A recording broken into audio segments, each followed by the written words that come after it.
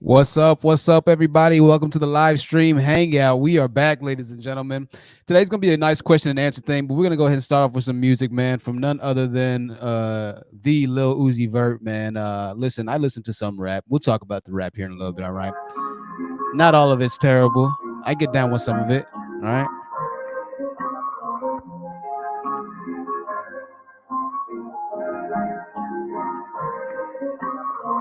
I'm in this shit for life. Never my life, that shit was trite. Now my neck, my wrist got ice. It was sometimes I wanted to die. It was sometimes I wanted to cry. It was sometimes I cut myself. I really thought I was Michael Myers. I tell the truth, put that on my. I got a whole amount. I'm in the cut like a motherfucking bandage. I got a whole amount. I'm in the cut like a motherfucking bandage. I know they hear me now. Hey, what's up, everybody? These niggas, they really can't stand it. They tryna steal the sound. They tryna steal the bounce. I say, hey, yeah. How you doing? I am not no regular. My life is like a movie. Yes, I must admit I'm gothic. She still wanna do me. I will never change. I'm always remember two things. Yeah, I'm in this shit for life. Never my life, that shit was trite. Now my neck, my wrist got ice. It was sometimes I wanted to die. It was sometimes I wanted to cry. It was sometimes I cut myself. I really thought I was Michael Myers. I tell the truth, put that on my. I got a whole amount. I'm in the cut like a motherfucking bandage. I got a whole amount. I'm in the cut like a motherfucking bandage. I know they hear me now. I know these niggas, they really can't stand it. They tryna steal the sound. They tryna steal the bounce. I say, hey, yeah.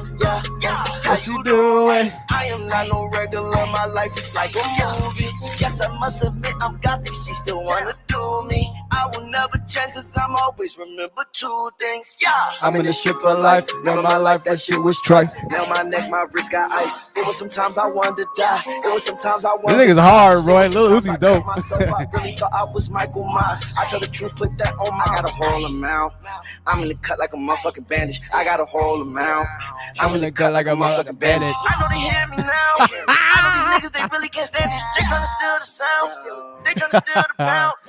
I say, hey, yeah. Yes, that's him. How you doing? I am not no regular. My life is like a movie. Yes, I must admit I'm gothic. She still wanna do me. I will never change, cause I'm always remember two things. Yeah, I'm in this shit for life. Never my life, that shit was trite. Now my neck, my wrist got ice. It was sometimes I wanted to die. It was sometimes I wanted to cry. It was sometimes I cut myself. I really thought I was. Man, what's going on, everybody? Yeah, shout out to Lil Uzi, man. Hopefully I don't get copyright struck for that. I used a video that had Creative Commons. We'll see.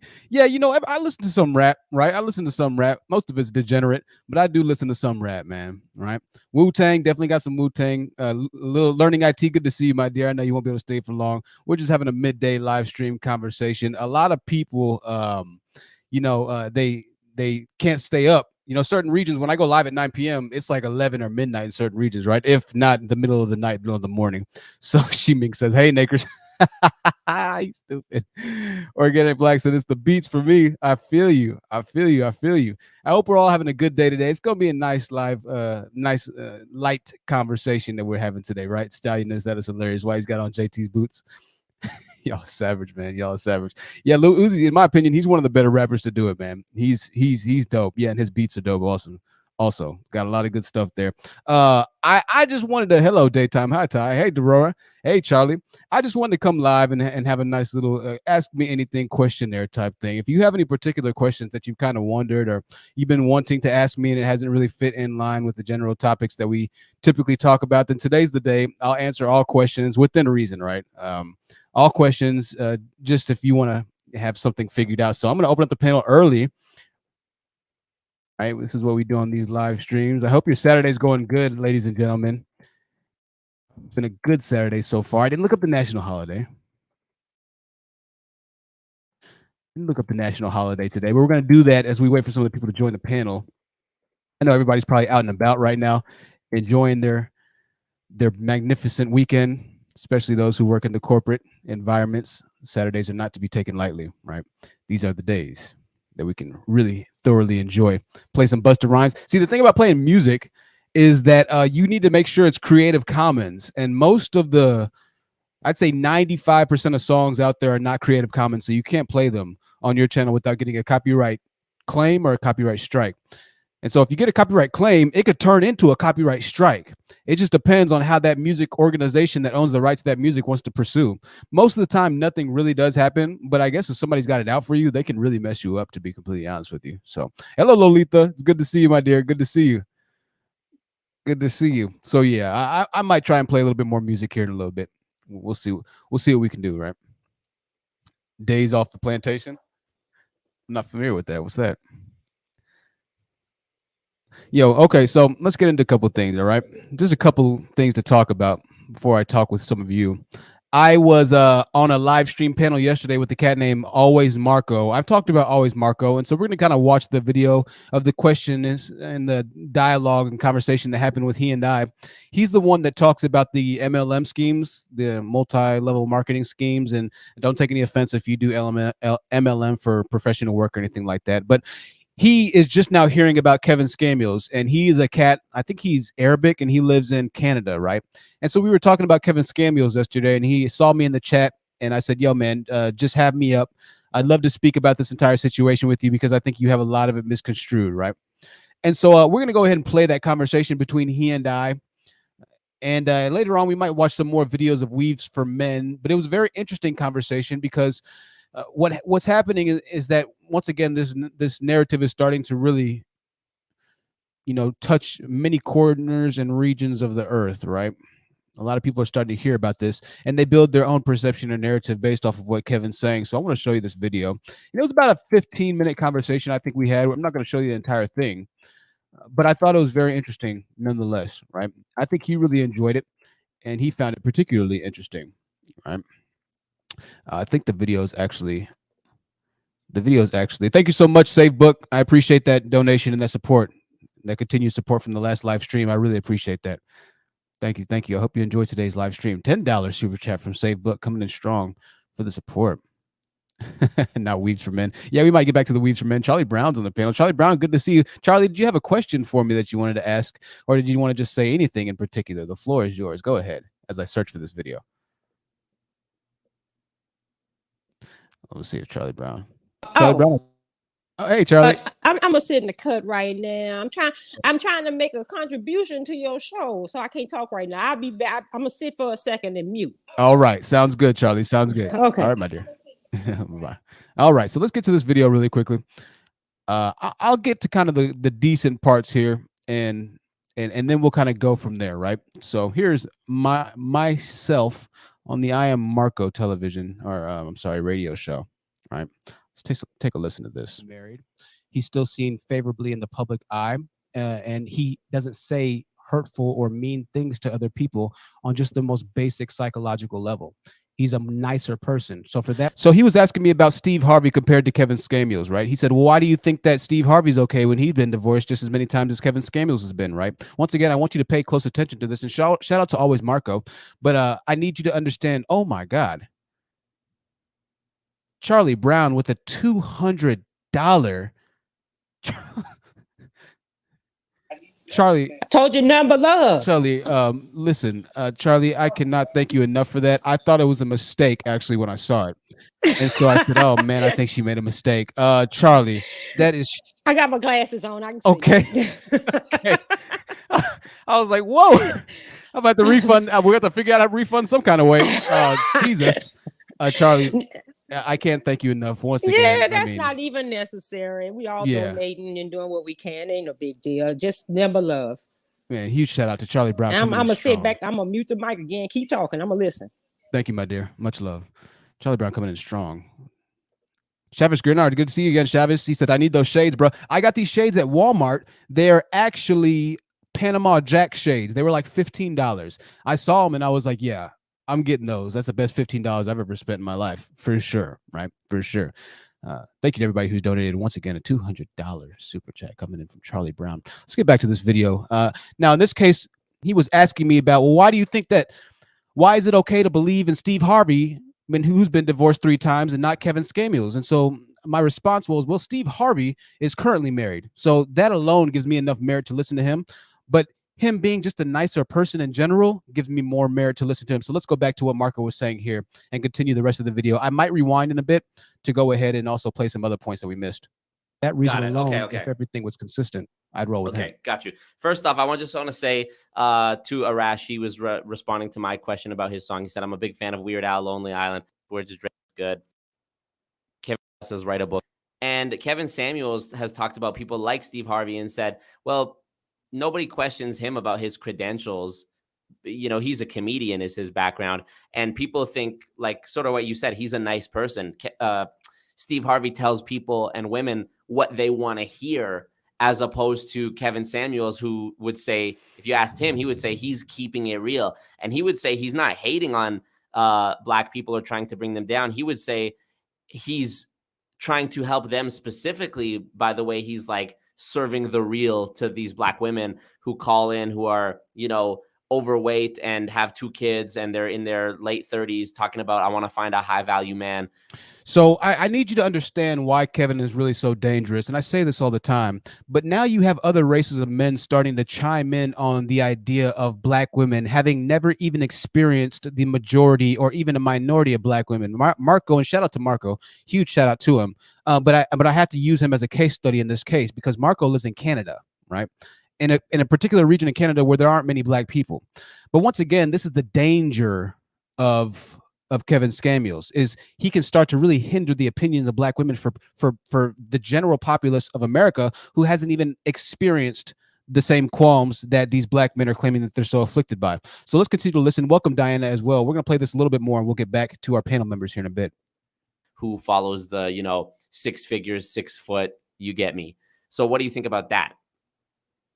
I think that it's a very polarizing discussion, and here's why. What Kevin Samuels preaches is for women to essentially level down. Black women are the most educated group of people inside the continental United States. And so the advice that he gives them, more often than not, they out-educate Black males. Coincidentally, Black males are the least educated group of people in the continental United States as well. Is that true? So Black women are the most educated demographic in the U.S., and Black men are the least. But if correct, they come from the same communities, the same households. So how is that possible? Well, I think you asked a very important question right there. Now, that's ultimately what we should try to find the answer and the solution to. Somebody asked me in the chat, what's the solution? Kevin Samuels' solution, and to answer your question directly, Marco, is for Black women to essentially devolve or lower their expectations or standards. However, when you start speaking about a community that is the least earning, least business owning community in socio-capitalistic America, it does not benefit women to procreate with devolved level status men. It would only serve to increase the $6 dollar circulation in the Black community, with Black women choosing to procreate with the ballers or with the more wealthier, affluent type of men. Right. So already there, it's not going to help the Black community by you choosing to go after average men. And here's the last thing I want to say before I let you go again, Marco. This is crazy because Black women are screwed if they do. They're damned if they do. They're damned if they don't. If they decide to go and have children with the average men and it doesn't work out, then Kevin Samuels will demonize them for having a child with a man who didn't deserve to have a child. You should have chose better, is what he'll tell them. However, if she decides not to procreate and wait and try and date the highest quality man she can, then he'll tell her that her time is running out and that she's going to be in no man's land soon. You're screwed either way. So for those of you guys who don't know what the 6-hour circulation is, it's the statistic that in the Black community, once the money changes hands, money only lasts 6 hours. But like, let's say you get paid $100, that $100 is going to last 6 hours before it's spent and put back into the hands of whichever corporation, or, you know, that's basically it. Am I accurate there? Absolutely. Okay. So this is what I've seen from Kevin Samuels. Kevin Samuels says to each person, you're allowed to want whatever you want, but you have to ask yourself, is that realistic? And that's what I'm here to do. That's what he would say. And so I've seen him talk to these women who, like I said before, they might be, by conventional metrics, unattractive, no sort of like, basically Kevin's like rubric is, okay, what do men want? And his belief is that the primary thing men want is a partner that is physically attractive and doesn't have kids and isn't old. Those are the things that he says, like a high value man basically wants, basically a trophy wife, for lack of a better description. Right. And so when he has these women call into his show, and don't get me wrong, dude, some of the women that call into his show are absolutely delusional. Like, there was one woman that called in on a video I saw last week where she's like, Kevin Samuels asked her to rate herself on a scale of 1 to 10, and she couldn't use 7. And 8, 9, 10 is like Beyonce, Kelly Rowland, like Halle Berry, right? And she ranked herself an 8, and she definitely was not an 8. So there is definitely a sense of delusion. And she's talking about, I want a high value man that makes 6 figures and da da da da da da da. So when I see him talk to a woman like that, and he says, look, we got to be realistic here. It's not likely that that's going to happen for you based on these statistics. I think that's fair. And yeah, it's maybe not the nicest thing. Now, I didn't say this during the time because there's so many other things that I was thinking about and trying to convey in a timely manner, right? Even though I ended up talking for a long time, but I didn't mention that Kevin Samuels also rated himself a 9 out of 10. So that would have been a perfect counter argument to that delusional statement that he was trying to push onto the narrative of black women. But once again, we're just talking about how damaging Kevin Samuels and that entire black manospheric movement can be, right? So we'll continue a bit on with the conversation, and we'll get back to my rebutting, since I've been told rebuttaling isn't a word. Right. To say, but I think it's better than Steve Harvey getting up there and saying, go ahead, queen, you can do. I think that's less healthy. It's just like the participation trophy, like culture. I think that's bad. Yeah, I hear where you're coming from. Ultimately, nobody is judge, jury, and executioner in the same breath. There's no human being on this earth that can tell me what to think about myself, to be completely honest with you, other than my parents. And so I don't value anybody's word that much to place over me. However, having said that, if somebody feels like they are self-confident enough to rate them, whatever it might be, I say more power to them. It's not my mission and my goal in life to try and destroy somebody's own image of self. That's okay, not but what hold gets on. me off. Couldn't you say the same thing about someone who's a terrible singer that goes on American Idol and Simon Cowell tries to tell them, look, this is a fucking professional industry. You're not a good singer. Isn't that person entitled to feeling like I got it? Singing's what makes me happy. I feel good. And I think that's fair. Kevin Samuels has said, like, you guys think I'm harsh. You think Simon Cowell is harsh? Go to an acting, modeling, like scouting. Once again, if you're just now joining, this is an interview I did with Always Marco on YouTube. This took place last night, which is why I'm wearing the same exact shirt right now. And we're kind of just rewatching this, but the purpose of this is to really illustrate just how dramatic of an effect Kevin Samuels has on not only black men, because we know that they're already evil and violent enough as is without the existence of Kevin Samuels, but now other races of men that are starting to tune in and actually watch and dive into these same belief systems, right? Dan, I'll let you go in 1 second, my dear. Scouting session for models, and they'll have a woman strip down to her underwear and say, look at this, you got this here, you're fat here, you got cellulite here, you got stretch marks here, you got this and that. Like, he's not nearly being as harsh as the most difficult industries. And he's basically just he's hating on the participation trophy, I guess. So let me ask you a question. Is the only way to get somebody to come to a realization about oneself to do it in a harsh manner? Not at all. I would agree. However, sometimes people need it told to them bluntly because they're delusional. Like this woman that I mentioned before who rated herself, Kevin said to her, if I stood you in a lineup with Beyonce and Kelly Rowland and whoever, the benchmark of a beautiful black woman is, you're telling me that would look like nothing would stand out, nothing would be mismatched? And she said, yes. Like, that is delusional. Somebody asking me how much I spend a month on weed. I don't spend anything on weed. I don't smoke weed anymore. It's been a long time. It's been years and years and years.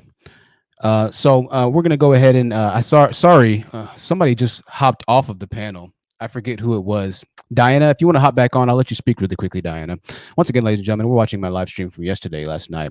I was told by one of our channel members to switch my hairdo up. So now instead of looking like a one dreadlocked alien, I look like a multiple dreadlocked alien. I look like I have little antennas, right? So I hope you're enjoying the switch up, ladies and gentlemen. It's the best that I could do to the channel member that told me to switch up my hairstyle.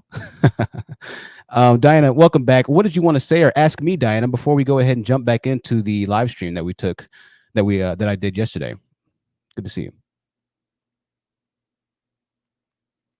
And just unmute yourself, Diana. Yeah, hey, listen, more power to people. If you like smoking ganja, marijuana, if it's legal in the state that you're at, by the way, I did it legally. So nobody can get onto my case here. It was all legal. If you like doing that, that's more power to you. I don't judge anybody for what they want to take part in, right?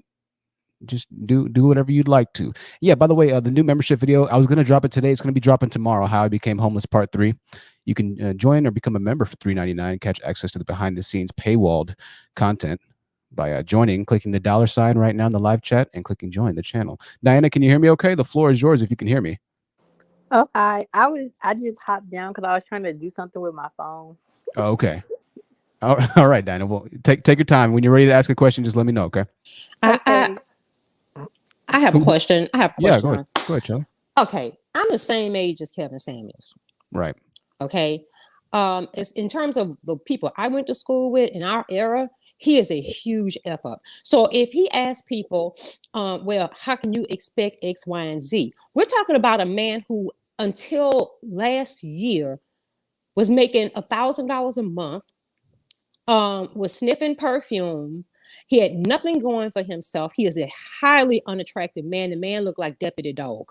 So, I mean, so you had all this stuff. You have nothing going for yourself just a year ago. But now he feels like he's entitled to all kinds of stuff. But nobody else is supposed to be entitled. And, of course, I'm 52. The wall and caved in on me. So, and it's caved in on me so much that I've been done date after date after date. And not like you said in another live, women don't have problems getting men. Absolutely. And what's funny? He saw that video. So Marco here has actually seen that video when he took a look at my profile. And he hasn't watched the entire thing, but he acknowledges that fact. And so what's interesting about this conversation, and you'll kind of go through and see as we start talking, every single point of contention that I have or that he has with me that I bring up, he eventually agrees with me on. This is the fascinating thing about it. The difference is that Marco is not an active participant of the degenerate black male majority, right? And so he, by nature, has the ability to somewhat reason to some extent. The problem is, once again, is that the first reasoning that's been instilled in him was that of Kevin Samuels, which is what we have to actively fight against to try and destroy as far as the illogical fallacies that he's trying to hold tight, or maybe not as tight as our men are too, right? So very good point, Charlie. 1000% agreed. All of a sudden, he started making a little bit of money, and then he just became this god-like figure, right? It's very interesting. We're going to go ahead and play a little bit more. After I play a little bit more, we're going to go back to our panel members. We have 2 new panel members that just joined us. Brown Foxy's in the building, who had a great interview with Uppity Unicorn on the Uppity Unicorn channel, as well as Q Savage. So we're going to play a little bit more of this. This was my interview, once again, ladies and gentlemen, that I did last night, which is why I'm wearing the same shirt with I Am Marco. Yeah, so whether or not it's delusional, I think that can be left to remain unsaid. In this case, my bigger thing is that when you try and instruct people, be very careful with how you instruct people.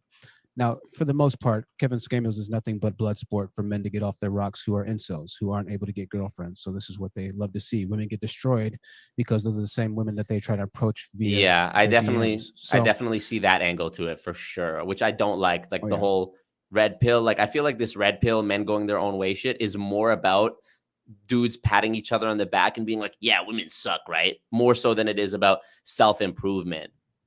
Yeah. I mean, these guys have... So that's what I mean there. He's able to agree somewhat. Let's go ahead and go to our panel members. We have some new panel members on right now. We're going to go ahead and go to Q Savage. Q Savage, what question did you have to ask on today's live stream hangout?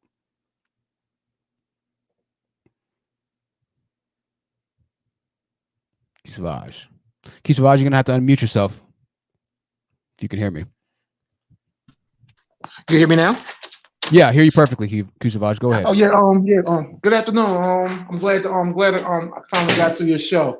Very interesting show. Only thing I really found interesting about Kevin Samuels is that the people that choose to call in to give him the ammo that he chooses to he pretty much the people that call in give him the ammo to make him what he is today. So I mean, when it's all said and done. So basically, it's the women that's calling there pretty much making an investment in themselves, give them the ammo that they need. That's why he's becoming popular. If you stop calling them, it won't become popular. Yeah, it's tough because here's the thing about that, right? Essentially, what the women are doing is they're doing exactly what the men are requesting them to do, which is essentially to go find counseling, or in this case, some sort of counseling type of persona. You've heard Kevin say that a million times, right? You need counseling, right? Have you heard him say Well, that, Q? we both need. I think he's correct on that. We both need counseling, men and So, women. Both need some serious counseling. well, I agree with you there. So, would you not say that women calling in to ask his advice is some form or sort of counsel? Do you kind of see how that works? I mean, well, honestly, for the simple fact, I really think they're trying to just call in just for entertainment value because it just seems like they be trying to debunk them, and it's just like it seems. Sometimes I used to think like some calls he actually pay some of them women. I used to think that way, Yeah, and I Smart just Cookie probably actually. found out that. Smart Cookie says the same thing. She says, "I believe people pay to call in." I've thought about that before, but some of the ladies, unless they're just A-list Hollywood actors, I mean, there's no way to convey that sort of facial emotion. I mean, just the distraught look or whatnot. Maybe some of them are just paid to call in, so you might be right there. But the bigger point I'm trying to get to is that if you're telling women that they need to seek out professional counsel and you have a man that considers himself to be a professional image consultant, then at what point does that not to become a translation of professional counsel? If you want to figure out how you look, then you're going to call Kevin Scamos because he is portraying himself to be a professional counsel in the forms of physical interpretation of looks, right? You understand what that mean? Kind of what I mean? Yeah. So I mean, he's a counselor. He's a counselor for fashion. Essentially, he might not be a psychological or psychiatric counselor, which is what he tells women to do. But he portrays himself to be a marriage counselor or as he says, stylist, fashion, whatever guru. I mean, Whatever the fuck he see, is. this the thing was like this was that I remember watching Kevin Samuels back in like 2017 when he was doing the colognes and stuff. And I remember when I remember back in like 2017, 2018, when he was talking to the guys, trying to grill the guys about their image and their own performance or whatever. And I know it's like his bedroom was pretty much. It was pretty much like a regular bedroom, white walls, no decoration, nothing like that. So you could tell back then he probably was making it trying to make it back then. So what I felt like was that it was pretty much women that suggested that he call and do women, and he blew up the way he did. So technically, it was women's fault that actually suggested that give me advice, and it kind of blew up. So I mean, it's kind of like women's fault for actually asking for his advice, and they gave him a platform. So it's women's fault for asking for advice is the final stand that you want to send this argument. Yeah, because before he did that, he was doing men. Let me ask you a question. What in this world, what afflictions that we experience as a Black community, what is not a woman's fault? What is not a woman's fault for in the Black community for the civil rights is like name me one thing that Black men have fucked up that we can't pin on women. Just one thing. Oh, pretty much organization. We can't get along. All right. Well, that's one. So you're doing better than 99% of the Black manosphere who follows this evil son of a. I don't even want to say that because that insults his mother. So forgive me, y'all. Q Savage, we'll come back to you. Thank you for your time. It's interesting. We're going to go ahead and go with Brown Foxy. Brown Foxy, what did you want to say in response to that? After Brown Foxy, we're going to go with Yakub and then Ty the Gemini's here once again, ladies and gentlemen. Hi, True. What's up? How are you? I'm very well, Brown Foxy. Oh, thank you. Thank you. Saturday to Hangout, ladies and gentlemen. We're getting fly today, right? Yeah, you're getting fly. Yeah. Well, anyway. She said, yeah. Listen to me. I'm middle aged in my mid 40s, and let me tell you something. The first day that I watched Kevin Scamulls, I said to myself, he's been touched. I didn't get a masculine energy from him. And then, like I said, I never really followed him. He just came up on my feed. And then the couple of his shows I had watched, I hear how he like insults and demeanor women. So when I saw that, I said, you know what? This dude is basically going off of something from his past. And he's just trying to lay it out. And then he's conning the Black man. Oh, basically, you're this, you're that, you're fat, you whatever. It's like beauty's in the eye of the beholder in the first place, number one. And he's basing things off of what the rappers or the athletes want. Do you understand? It's like the image. It's like the image. He's not really going down with what's really reality out there. You understand? Right. And I see that he just got popular by the you know, like the delusional men that call in. These are the men. Okay, first of all, let's get it. I just want to be real quick. You have men out there that don't have charisma. You have men who are just dry and they don't want to do anything, but they want an IG model. You can't be at Walmart stocking boxes, making $10 an hour, and then you want a girl that looks like a IG model. See, those are the ones that he gravitates to, and then they get mad and carry on. Right. You got to know your levels as a man. Right. Do you understand? So Absolutely. it's like, And the bigger thing is this, and I want to read the super chat really quickly before No. you let you keep going on. no, My bad, Foxy. I'm just going to put on mute for a second for audio. Kenteron for $5 says, can't call, heading to a book club. Nice. Isn't conventional, quote unquote, Western beauty synonymous with white skin and or features. Why use that against us? Well, this is something that black men have done very efficiently and very effectively. And this is something that black men continue to fantasize as far as what they value. And this is why you always see black men drifting towards everything that isn't created by themselves and or black owned, right? This is why black men value white women, value Asian women, value Latina women. They value everything but themselves. This is why, as we spoke in the last live stream, while NWA is singing F the police, they're being signed by nothing but white and white aligning type identities, right? Claiming that white people are so bad, but then we see Jerry Heller hugging and damn near sunning Eazy-E, one of the biggest gangsters and one of the most feared and looked up to gangsters as far as the black community and the black males who followed rap and hip hop culture at that time. So even in the midst of utter rebellion at some point or another within our pop culture history, black men still valued white men and still saw them as superior in every other regard. And that hasn't changed, right? This is why I say all the time that the black man believes that the white man's air is cleaner. He believes that the white man's fried chicken tastes better. And this is how they act and respond when it comes down to their women. They'll say, F white men, all the white men are trying to get us, all the white men want to destroy us. But I guess in the same breath, they somehow fail to realize that white women are in cahoots and or are in the same life or train of thought as white men, right? So somehow that delineation between the coincidences is furthered in comparison to the differences, right? That didn't really make that much sense, but you understand what I'm trying to say. I'm going to go back to Brown Foxy for a second. I want to play a little bit more of this video, and then we'll go back to Brown Foxy because she's saying some good stuff. After Brown Foxy, we have Yahoob, and then Charlie Brown. Feel free to interject whenever you'd like to. Have some serious issues, man. And but to kind of go back and answer your question, as far as the delusion, right?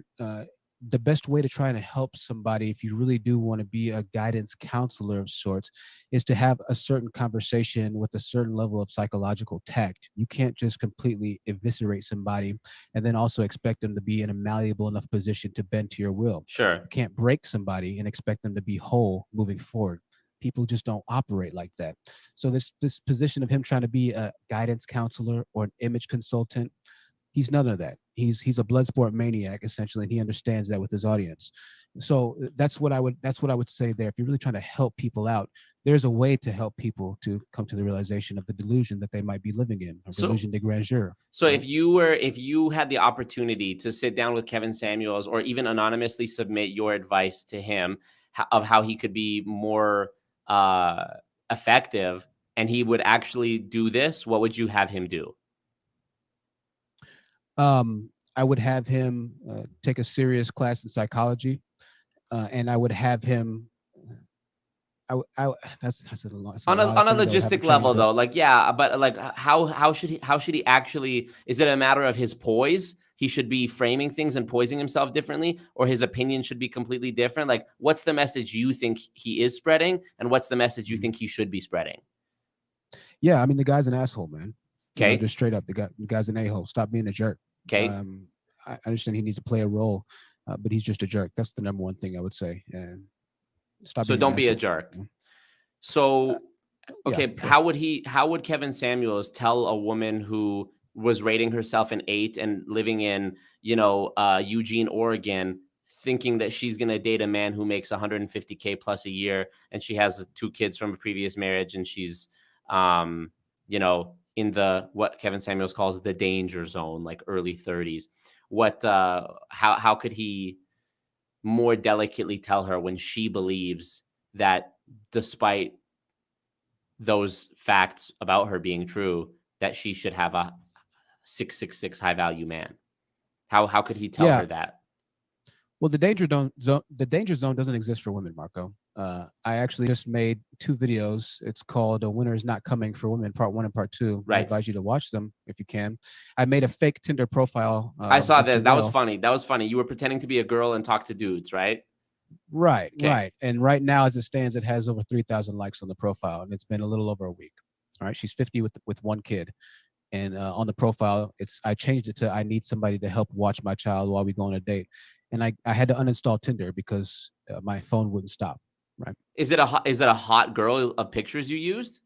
No, she's not attractive at all. You want me to show you the picture? Yeah. I know this woman in real life. Hold on, I'll show you the picture. I feel so bad for saying that, and I'm sure if she's watching, she's gonna destroy me. She's gonna be like, "Jonathan, I cannot believe you said that about me." I digress, though. Here we go. Sure. But she was cool with you using it? Yeah. I asked her if it's okay. Okay. She's older, bro. She doesn't care. And she's got like a family. She's married and everything. Okay, got it. I'll try and find it really quickly. But there's so many messages, and I mean, they're from every race of guy, more white guys than anything. So once again, this whole narrative that, oh, you're gonna have to compete with Becky, black women, because Becky are coming to take your men. Becky doesn't want black men. Right. I hate to break it to you, black man. Nobody wants you. I made a video on that as well. And nobody wants black men. Nobody wants black men. No, the most popular series, Part 1, 2, and 3. I need to watch that. Black men. Yeah. Part 1's fire, man. Part 1's fire. But black men. Okay. You know, okay, got it. This is Janelle right here. Hold on. Let me see here. This is Janelle. I'll make sure that it's okay. So the Tinder profile says Janelle, or whatever the fake name is, 51, 1 kid. How old did you put that the kid was, or you didn't say? I didn't say. I should have, though, because I set up these conversations where I had my subscribers actually 3-way a couple of the guys. And so we were just making up the numbers as we went, but it didn't really matter. It was said there were 7 and 9, I think. Okay. So that's mad interesting. And what kind of dudes are you getting matched with? All kinds. I'm guessing you're just liking everyone and seeing how many you get on per swipe, right? So what's the stats on Janelle's fake account here? What per 100 swipes, how many matches are we getting? All of them.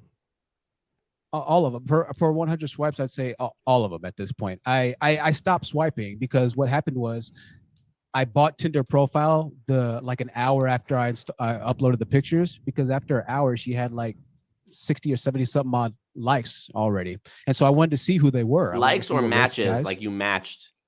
Likes. So I didn't do that much swiping because without the gold, you can only swipe 40 or 50 times. Okay. And so I swiped on everything. Okay. And I had some of the matches, but I mean, I don't know what percentage or ratio that it would have matched because I just started the profile, so there was no time feedback as far as the delay goes, right? Okay. But I bought Tinder Gold, spent $31 net within an hour, and within 2 or 3 hours there was 300 and something odd likes, and obviously all those likes you're going to match with automatically because they've already given you the like. And then I just started reading profiles from there. One of them was a white military, huge military person who was looking to settle down, wanted a wife and a kid, and all this other types of stuff. And I mean, he was a really well-to-do guy. I mean, made serious money. I stopped messaging him because I felt bad. I think, okay, let me ask you this. The likes, you're seeing who's swiped right on your profile. So, trying to prove that the wall doesn't exist, right? Once again, I'm going to get absolutely destroyed, probably by her when she sees this. She'll be like, nigga, you can't use my stuff no more.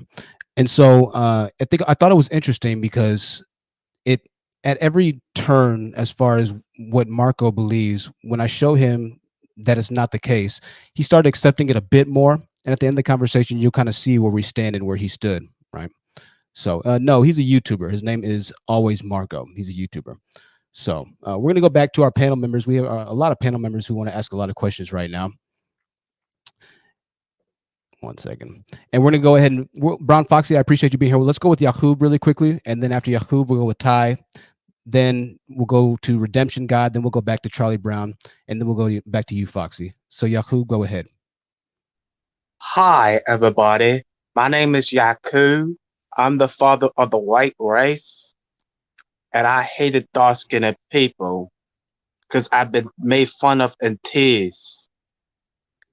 I told my uncle that 6,000 years it will be a different race that will rule the Ebony people. Is that you, Forrest Gump? No, this is Yaku. Yakil, you need to go to hell. Do you know Thank, thank I you, was Yaku. wrong He's for creating the trolling. right race? Thank you, Yahoo. I appreciate you. Well, you stay there for a second, Yahoo. We'll come back to you. Okay. All right. Thank you, Yahoo. That's always good to have some entertainment in the live chat, ladies and gentlemen. Always good to have some entertainment. Ty the Gemini, the floor is yours. Ty the Gemini. After Ty, we'll go with Redemption and then to Charlie. So Ty the Gemini, go ahead. Hello, everyone. Hi, Truth. So I do want to say something, and then I want to ask you a question, Truth. Is that okay? Of course. All right, thank you. I want to say this. Kevin Samuels is weaponizing therapy. When you tell someone, oh, yeah, you need to go to therapy, and you just dismiss everything they're saying, that's a weaponization. And I think we need to understand that we should just not do that. I also want to say this is about power and privilege that men have, because men decided to create the world that we live in. It is their responsibility to care for their audience. Because you have the male privilege, it's your responsibility to care for your audience. So telling someone that, oh, it's because these people keep calling in, that's victim blaming, and we have to stop doing that. Men decided that they wanted to rule the world. So it's y'all fault. It's y'all problem. This is a problem between y'all. This is not no problem between women. We only get the downpour of what the dominant gender. Go ahead. I'm sorry. Oh, I took no problem. So this is men's problem. This is their world. It's been proven that men do not know how to rule the world. The world's been in chaos ever since we all decided to come down here. Black men specifically have this pinky in the brain effect. Like they socialize women and underprivileged people to literally do everything for them so they can sit here and literally come up with diabolical plans to take over the world. Right. No, it's so true. Very, very, very true, Ty. I appreciate that. And the $5 super chat. One question for you. How do you think men should check their male privilege? Yeah, I think guys need to really understand the position that they play in socio-capitalistic America. You need to understand where you're at. Like I had to understand that I was not in a position to really utilize the male privilege I was trying to utilize, i.e. having people submit to me, a woman submit to me, having women follow my tutelage, and I was requesting so much. I had to recognize and finally admit that I'm not at the position I need to be in to be able to utilize the privilege that does come with being a male, or the privilege that does come with being a leader or calling yourself a leader, right? Because there's a lot that comes with it, and there's a lot of benefits that come with it as well. If you are, and if you do have the ability to lead life or live life in a leadership position. But until you have that ability, a man needs to understand where he's at and understand that there's levels in life. Just like I understood that there were levels in life. You know, I wasn't ish for a long time. And until I realized that I wasn't ish, there's no way for me to actually get to that next level of whatever I'm trying to purport myself to be. You know, so it's understanding where you are in comparison to what you could possibly be doing with male privilege, you know, essentially. So. Thank you for answering that. You're welcome. Thank you for asking. That's a good question there. I want to go to Redemption. We'll go to you. Let me just go to Charlie Brown really quickly first, and then we'll go ahead and go to you, Redemption, as well. Charlie Brown, the floor is yours. Go ahead. Well, it's interesting that she brought that up about male privilege. Black men only want privilege over Black women. Black men as a whole, they don't want male privilege with other groups because they will become docile and submit and tap dance and step and fetch it and bojangles for every other race of people. And I think it's because there's an advantage to them. Black men are the only men on earth that think that they're actually victims. For instance, I don't mean to step on anybody's toes, but when they showed the pictures of the people coming in from Haiti, it was almost all men. And you ask yourself, well, no other group of people thinks that by pushing their men in front of a camera, that it's going to engender sympathy from people. Black men are the only creatures on earth that think that by putting themselves in front of a camera and making themselves the actual face of suffering, they think people actually feel sorry for them. It is the weirdest shit I have ever seen. That's a very, very, very, very, very good point. And I'm not sure why exactly that's the case. I don't know why that's the case. There's this perpetual mindset of purporting yourself to be a victim, right? That somehow that garners respect. I don't know if it starts from the coddling that a lot of black men claim that they hate that black women do for the children. I don't know if it's coddling that even as a society in America that we coddle black men with through Black Lives Matter and things of that nature. I don't know what exactly it is that makes them feel like being the infinite or forever victim of all other racist supremacy. I don't know where exactly that clicks in their minds as that's the solution, but that's what we see more often than not for most, the overwhelming majority of black men. I'm not sure, Charlie. I'm not sure. That's a very interesting phenomenon, though. I'm glad that you pointed that out. And, you know, I know the whole, and listen, y'all, I know the whole border situation where the border agents had whips. I know that could be it could look really bad, right? It could look really bad, but Charlie Brown's she's right? When you look at most of those situations of incidences along the border, an overwhelming majority of them are men or young men in a lot of cases that are trying to, get to the country. Maybe the trip is a little bit more arduous, so the women and children can't make it. I'm not sure, right? But in that case in particular, it was the same, right? We're gonna go ahead and go with Redemption God. Redemption God, go ahead. The floor is yours. Any questions that you have? And then we're gonna go ahead and go back to this conversation that we're having with Marco. I appreciate that. Thank you so much.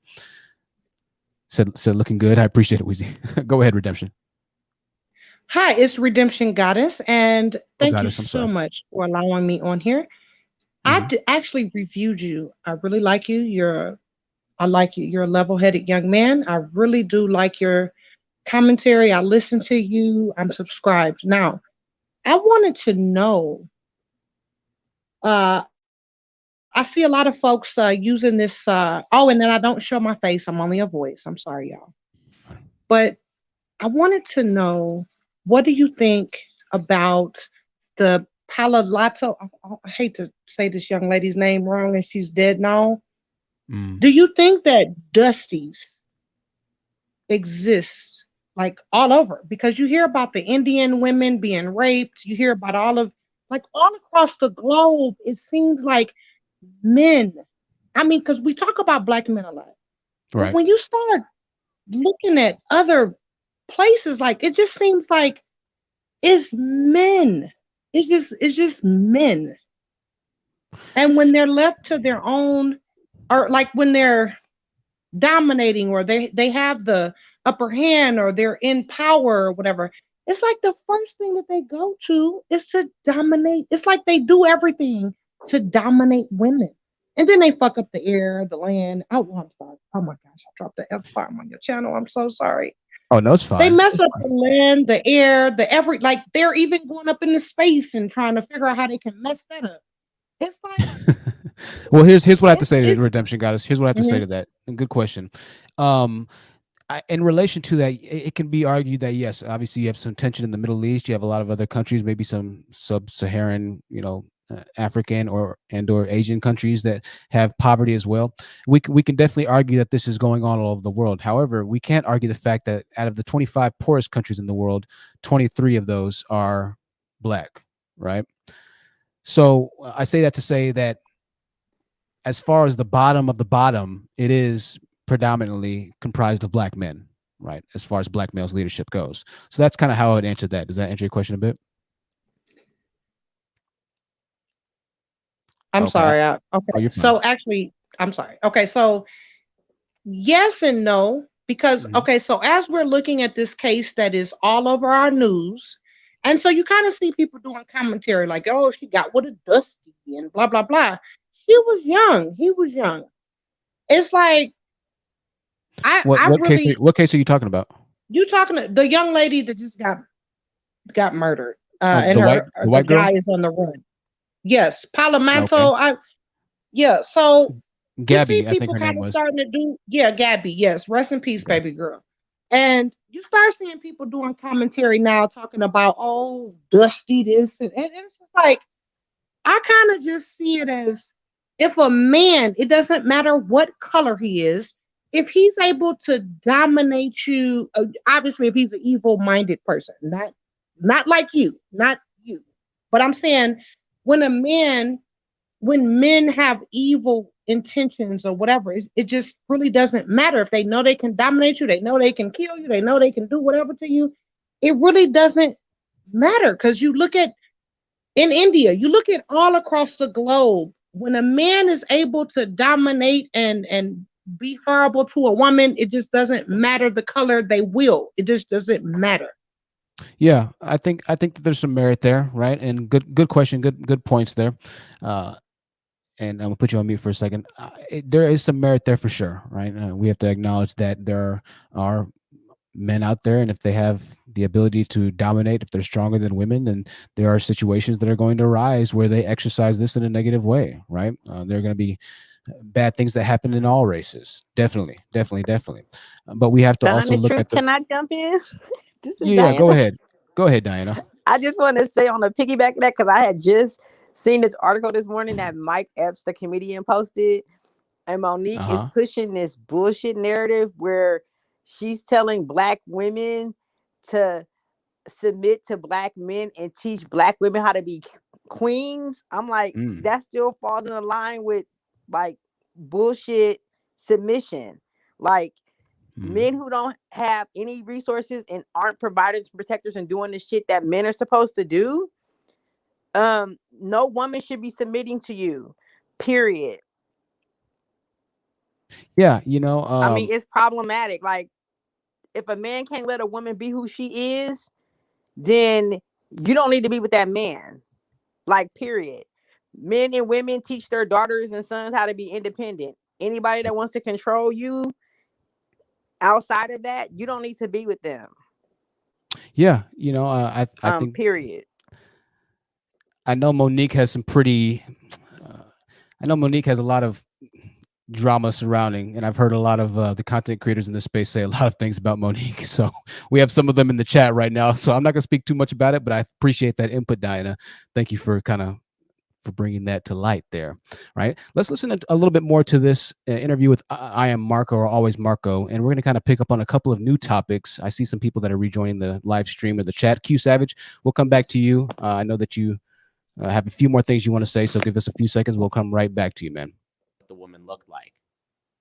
Yeah, I mean, I have text messages that I get still today from guys who are interested. Like, literally, I'll try and show you right now. But as far as a percentage of guys who are just maybe blindly swiping right, I would estimate that to be maybe 20-30% at the most. So, but how do you know? Because to get an accurate number, you would need to know how many men are in the market on that app in that area, and how many of them you're matching with and keep retaining.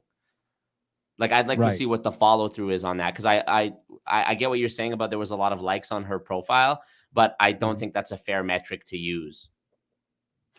Well, so what Marco was arguing here is what a lot of guys in the manosphere argue, right? When I did this experiment with Janelle, he was trying to say, well, how many guys are interested seriously? How many guys are actually just wanting to get with her for the night versus having a lifelong companionship and or marriage with her, right? So how many guys do you think an estimated percentage are just swiping right on every girl, buying Tinder Gold for $31 a month, swiping right on every girl, and then just getting whatever they can get? That's what he was asking me here, right? So let's continue on. Oh, I can show you text messages. As far as that number, I wouldn't have any idea of how to calculate. What you said sounds about correct to me. I'm just kind of taking a guess. I wasn't a blind swiper when I had my own profile on there, but I'm sure a lot of guys are. I don't know how many people pay for Tinder Gold to be able to utilize just non-ending swipes. Right. Yeah. Okay. One in the chat. Well, I'm not sure why are we putting one in the chat. I'm missing it. Dark Energy. Thank you for the $5 super sticker. I appreciate that. Ones in the chat, I'm confused, but thank you for the ones, whatever they might mean. We'll continue. Knows that based off of the people that I did message on that video, which is I think maybe 20 of the guys. Oh yeah, messaging. Brown Foxy, go ahead. You can add something. My bad. Oh, hello. Yeah, go ahead, Can you Brown hear me? Foxy. No, the lady that was on previously, I just wanted to add to what she was saying. Listen to him. Women are always going to be submissive to a man when they feel secure, when they feel that they can trust the man to lead. You understand? And I'm dead serious. You know, that's the only time when a woman can really be real submissive. But if you're sitting here, you're not if a woman don't feel secure with you, or you don't make valid decisions, or you put the woman, and the woman have to feel like she has to take the in charge, then that's how, maybe that's why when they always talk about black women are very dominant, or they act manly, because they don't feel secure with you to make a decision. Do you understand? So Absolutely. that's why I wanted to add Definitely. to the nice lady that spoke earlier. Definitely. That's a good point there. And I would have to agree with you on that one. Definitely have to agree. Q Savage. I'm sorry. Can Oh, I say, yeah, you're just fine. say something? Of course. Look, there is no way in hell at 52 years old, not even at 30 years old, black people are the only people that use that word submission. You see, we sound like Captain Caveman and the Teen Angels. What, you want to just hit the women over the head with a club and drag them somewhere? No one else talks like this, because I date white men, and I have never had any guy ever dated bring up some submission. As a matter of fact, I asked the one I'm talking to now, he's like, what kind of foolishness is that? And this man got houses in California, Idaho, Seville, Spain, Switzerland. He's like, who the heck? That's archaic. We don't understand how silly we sound when we say certain things to other people. Nobody is looking for no submission. I work too hard, and a lot of black women, we work too hard to go and submit to a group of men, and most of them can't even read past the 5th grade level. Come on. And 30% of them in prison. And most of them can't get a relationship with a lease. can't find a relationship with a lease or a car note.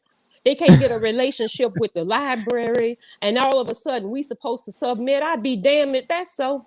I just wanted to add that. Well, I have to agree with you there. I have to agree with you there. Just to ask you, Truth, if that's okay. Sure. After you ask, actually, before you do, Ty, let me let Q Savage go really quickly. Okay, yeah. Go ahead, Q Savage. And then I'll let you go, Ty. Yes, hi. I was just sitting there listening or whatever. I mean, I really found it really comical. I mean, I'm just sitting there saying that I'm 43 years old, hailing from Philadelphia, and I'm a diesel mechanic. So I mean, I'm just sitting there laughing about you saying how women. I mean, he's saying how these men ain't building anything and all this shit. I'm just laughing at y'all. I mean, just for the simple fact, cause like for example, I got some land down North Carolina. I mean, I grow my own food in my own garden and stuff like that. I could easily sit there and say how many of these women know how to grow food. Do you know how to grow a garden? Matter of fact, do you know how to make a loaf of bread? Cause I know how to use a tape measure. I learned how to use one myself. I mean, I learned how to build. I learned how to build. Do that. A man is supposed to do that. You're supposed to do that. I mean, but at the same, but you saying I ain't sitting there bragging about it. I'm just sitting there saying I learned that on my own because my own free will. It ain't had nothing to do because of a man. I learned on my own free will. Well, why would you bring up women though? No, but I'm sitting there saying, for a simple saying, I'm sitting there saying these women saying submission. I'm just looking at y'all. Do any one of y'all know how you can grow a loaf of bread? I mean, No, I buy bread, sweetheart. I buy bread. I pay people. I buy bread, and I go to the store. In a civilized world, most civilized women know how to make bread. I know how, baby. I can burn, okay? Now, and that's first of all. And second of all, it's just funny you bring up agriculture. I have a master's of law in agricultural law. So you can go and Jesus Christ. You can go and plant anything you want, sweetheart. You can plant them all you want, sweetheart, but do you know how to market them? Do you know how to sell it? Do you know how to get it to the supermarket? Can you get it through the supply chain?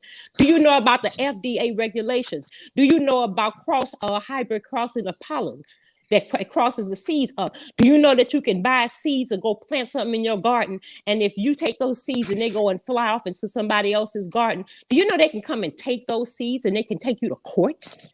From something as natural as pollination?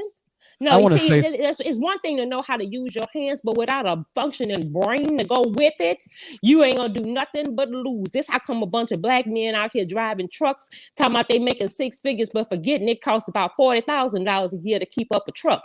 And they ain't paying no taxes, they're not paying Social Security. So when they 50, they're gonna be in the same spot that they was in when they was 25, because it's not what you make, it's what you spend. I'm gonna back out, True. I want to say one other thing. Q Savage, I mean, I know you're taking pride in growing bread, or baking bread, but I mean, if let's be honest, bro, baking bread isn't that complicated of a endeavor. No, but did you ever switch our transmission out of a diesel engine? I think not. I've never done that. But let's talk about that instead of planning. I have a warranty on a car. I can pay someone to do that. With people that have cars with warranties don't have to know how to do that. It's covered. You can get somebody to do it. And if they can't fix it, if you have good credit, you can just go get a new car. Excuse me, man. For one, a diesel mechanic. My job is to keep society running. If I don't fix these trucks, or none of our people don't fix these trucks, you don't get no good, sister. That's being automated as we speak. Exactly. No, not for these. Hold on, sister. Hold on. For smarter than her. You just mad and she's telling you the truth, but you don't want to hear it. Can I speak about that? Can I speak about the automation? For starters, we talk about that in the diesel mechanic industry. That's like another 10 or 20 years, because the power grid is not structured yet, and plus also those automated trucks are still need brakes, and they still going to need preventive maintenance. Okay, so we're not going nowhere. Do you realize that in New York, they're actually ordering that by 2030 every car is electric? Do you know that even though you have a skill, you have to constantly advance? We're going towards green energy. No one is going to be using that. They're actually using drones now to make deliveries instead of actually having drivers. We are going to an automated society. You're going to have two classes of people: educated people that are developing and creating things and running the country. And then you're going to have a service class, a permanent underclass. Okay, so you can tell us about your credentials all day long. I'm happy for you if you're making good money being a diesel mechanic. My grandfather drove trucks, so I know all about that. I'm just telling you, you can't come up in here with a bunch of women and spit out all of this stuff trying to comfort yourself because you want us to feel good about what you do. You're supposed to feel good about what you do. It don't matter what we think. Just like if I say I'm a 10, I don't care what nobody else thinks. Kevin Samuels can go kiss my go-go. If I say I'm a 10, then I mean I'm a 10, and I don't care what he say. So if you're proud of what you can do you, boo-boo. I'm just telling you that we can buy bread. We can go to the mechanic. We got insurance. You have a warranty on your car, and if it don't work, you buy another one. Wait a minute, for starters, for like I said, they say, what does for one, like I said, I'm a Q Savage. Before let me ask you a question, Q Savage. The chat wants to know. The chat wants to know. Organic Black in particular, one of the biggest channel contributors and members, wants to know if you're married. Actually, I'm divorced. Okay, well, I'm sorry to hear that, man. What contributed to that? Well, what happened was that my daughter's mother she started getting into like the lodge, like the Princeton Hall Lodge and the Masonic Lodge and stuff like that, and we kind of like fell apart on that issue. But before that, once she got into the Eastern Star organization, then her attitude started changing and we started falling apart. Okay, so it was pretty much her then. Yeah, because it's pretty much about that. Otherwise than that, we got along fine. What happened to the better worse, richer for poorer, to death do us part? What happened to that part?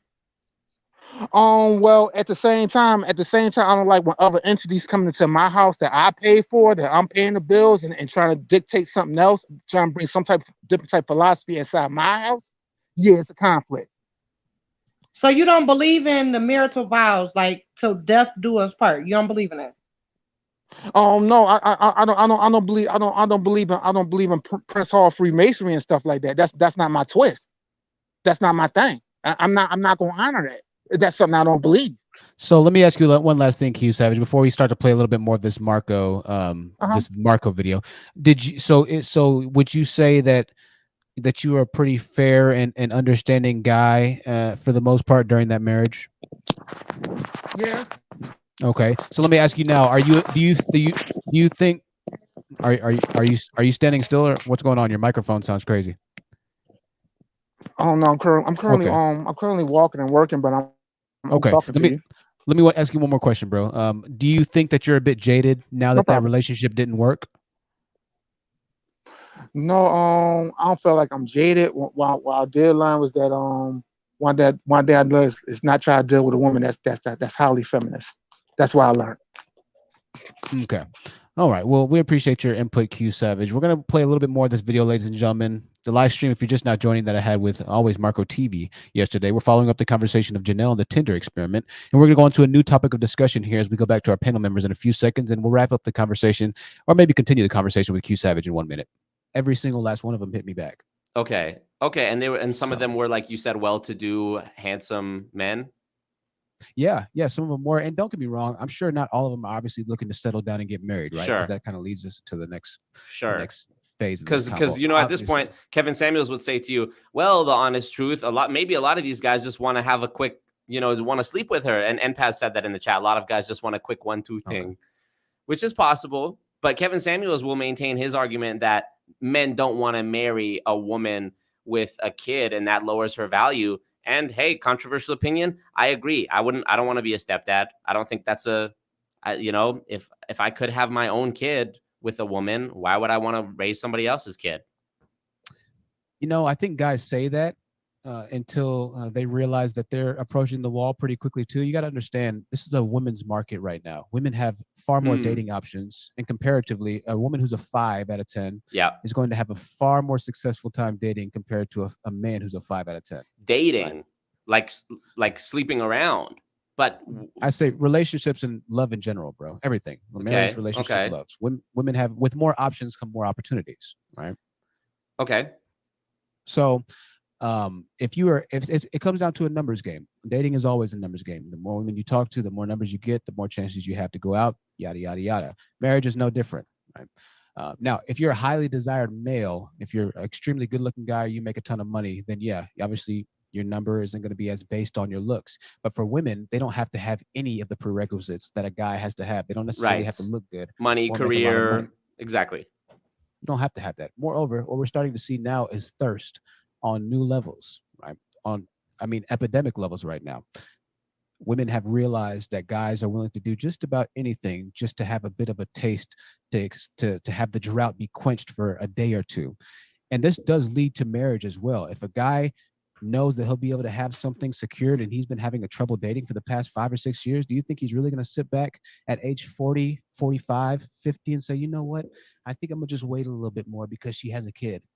Well, Kevin Samuels would argue you and say that a lot of men hit their stride in terms of how they look and how much money they make in their 40s or 50s. Like, men statistically, when they're making 6 figures or more, that doesn't happen until later on in their life, at which point they're still able to conceive kids if they want to, and the pool of options for them has now widened later on in their life. Whereas if you're a woman and you start approaching that age, he would say that your options have narrowed because you are at your end years in terms of being able to have children. And he believes that a lot of men want to have children.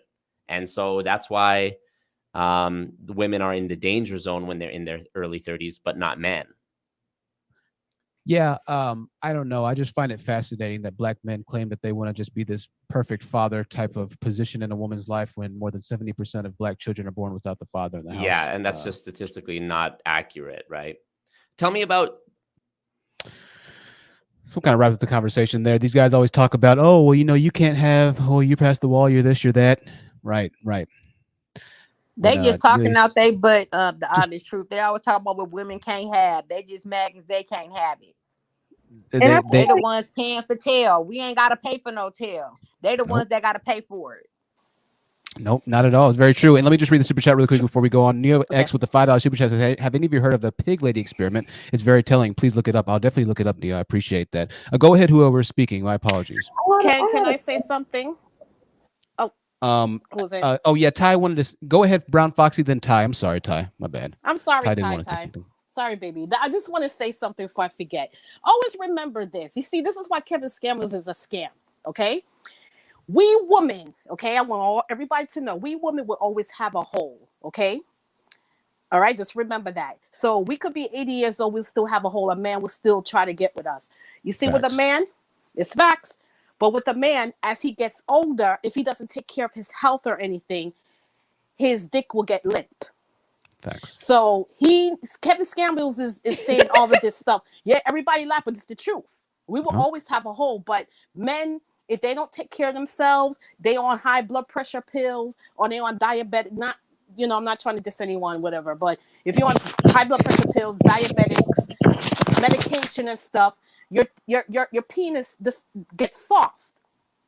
If your thing don't work, how you gonna keep a woman? So the man gonna have to have money to have the woman. Do you understand me? At his age, and that's why when Kevin Samuels says that, I laugh because I'm like, but we women, we always have a hole. Like we can lay our back and that's it. We can get a young guy if we want. But with the men now, as you get older, your penises get softer because you're not taking care of yourself. Prostate cancer. A lot of them are not going to the doctor to check themselves. We all know that, especially with black men. They don't go in and check themselves all the time. Do you understand? And then they want a woman. If you can't keep up, you're gonna have to pick a struggle. You're gonna have to have a lot of money to have a woman around. Or if you're broken, you have a limp dick. Don't expect a woman to be around like that. But Brown Foxy, I'm just guess being what? honest. It's happening to them earlier and earlier. It's happening to black men in their 20s and their 30s, and they're not even 40, and they got erectile dysfunction and all those health problems. You don't have to tell me, girl. I work in the hospital. I work in the hospital, and I read them records, honey. Trust me. A man came in there. He was like, thinking his 50s, and he had some young girl talk about he's in there because he couldn't stand up. I had to read the reckoning and I decode it. So I was like, he's 50 and he's talking about he have a young girl, but he's in there trying to get help because his dick is soft. And I'm not trying to diss. Yeah, but they don't take care of themselves though. They too busy trying to put down black women and what we not doing. You need to be worrying about your own pain and your health and stop worrying about what black women is doing. And that's mind your own business and mind your own life. You wouldn't have time to be worrying about what we doing. Mind your own business. Let us worry about our vaginas and our beautiful bodies and skin, and y'all go worry about what y'all need to worry about. That's why they be in the predicaments they be in. That's why a lot of them die by themselves in them nursing homes, because you spent your life treating women like shit, and now you alone dying in shitty diapers, and then y'all want to cry that nobody don't want you. Because somebody gonna always want a woman, okay? Exactly. Now, I digress. Exactly. And that's exactly. I was on Uppity. Hey, big up the Uppity. I was on her show the other day, and I was telling her audience that I work in the hospital. I used to do registration years ago, and all the black men that used to come in to do registration was always single, never married, and was living home with their mother, and they were 50 years old. And this is in the Harlem area in New York City. And I started, this is going back 15 years ago before YouTube started talking about all of this. And I did my own tally, and I'm saying, why all the black men coming in? They're always alone, single, and living home, have their mother as the emergency contact. And then going back to the guys that drive trucks, as the I don't know the name, I forgot, the lady that was spilling out about the trucking business. This is the problem. Yes, you can make that money, but these dudes don't have a wife that can handle those little side things. Like, okay, let me open up a Fidelity investment IRA, give me some money, I'll put it into your account, things like that. They really have a person like that in their life to help them.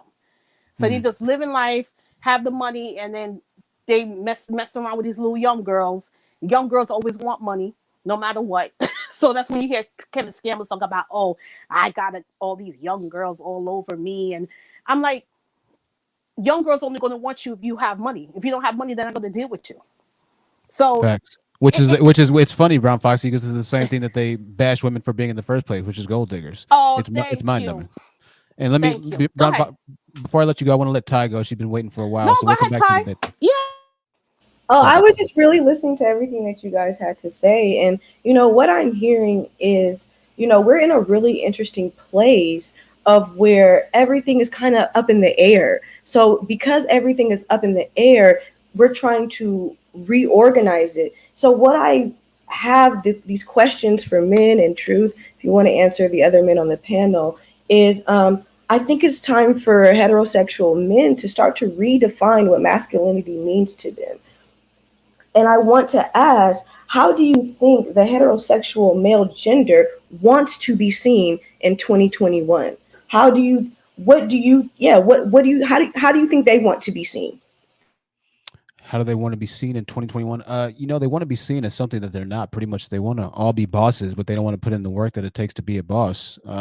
They know what the identity of a boss is. They know what a boss is, but they don't know how to get there. They want all the rewards and the privileges of the boss's life without actually doing what the boss had to do to become the boss in the first place. And this kind of covers a lot of different aspects of socio-capitalistic America, right? Whether you get your money dirty or clean, at the end of the day, depending on the type of person that you seek to spend a lifelong relationship with, they might or might not care how you acquire said resources. But the point is to acquire the resources and to put yourself in a better position for the rest of your life, right?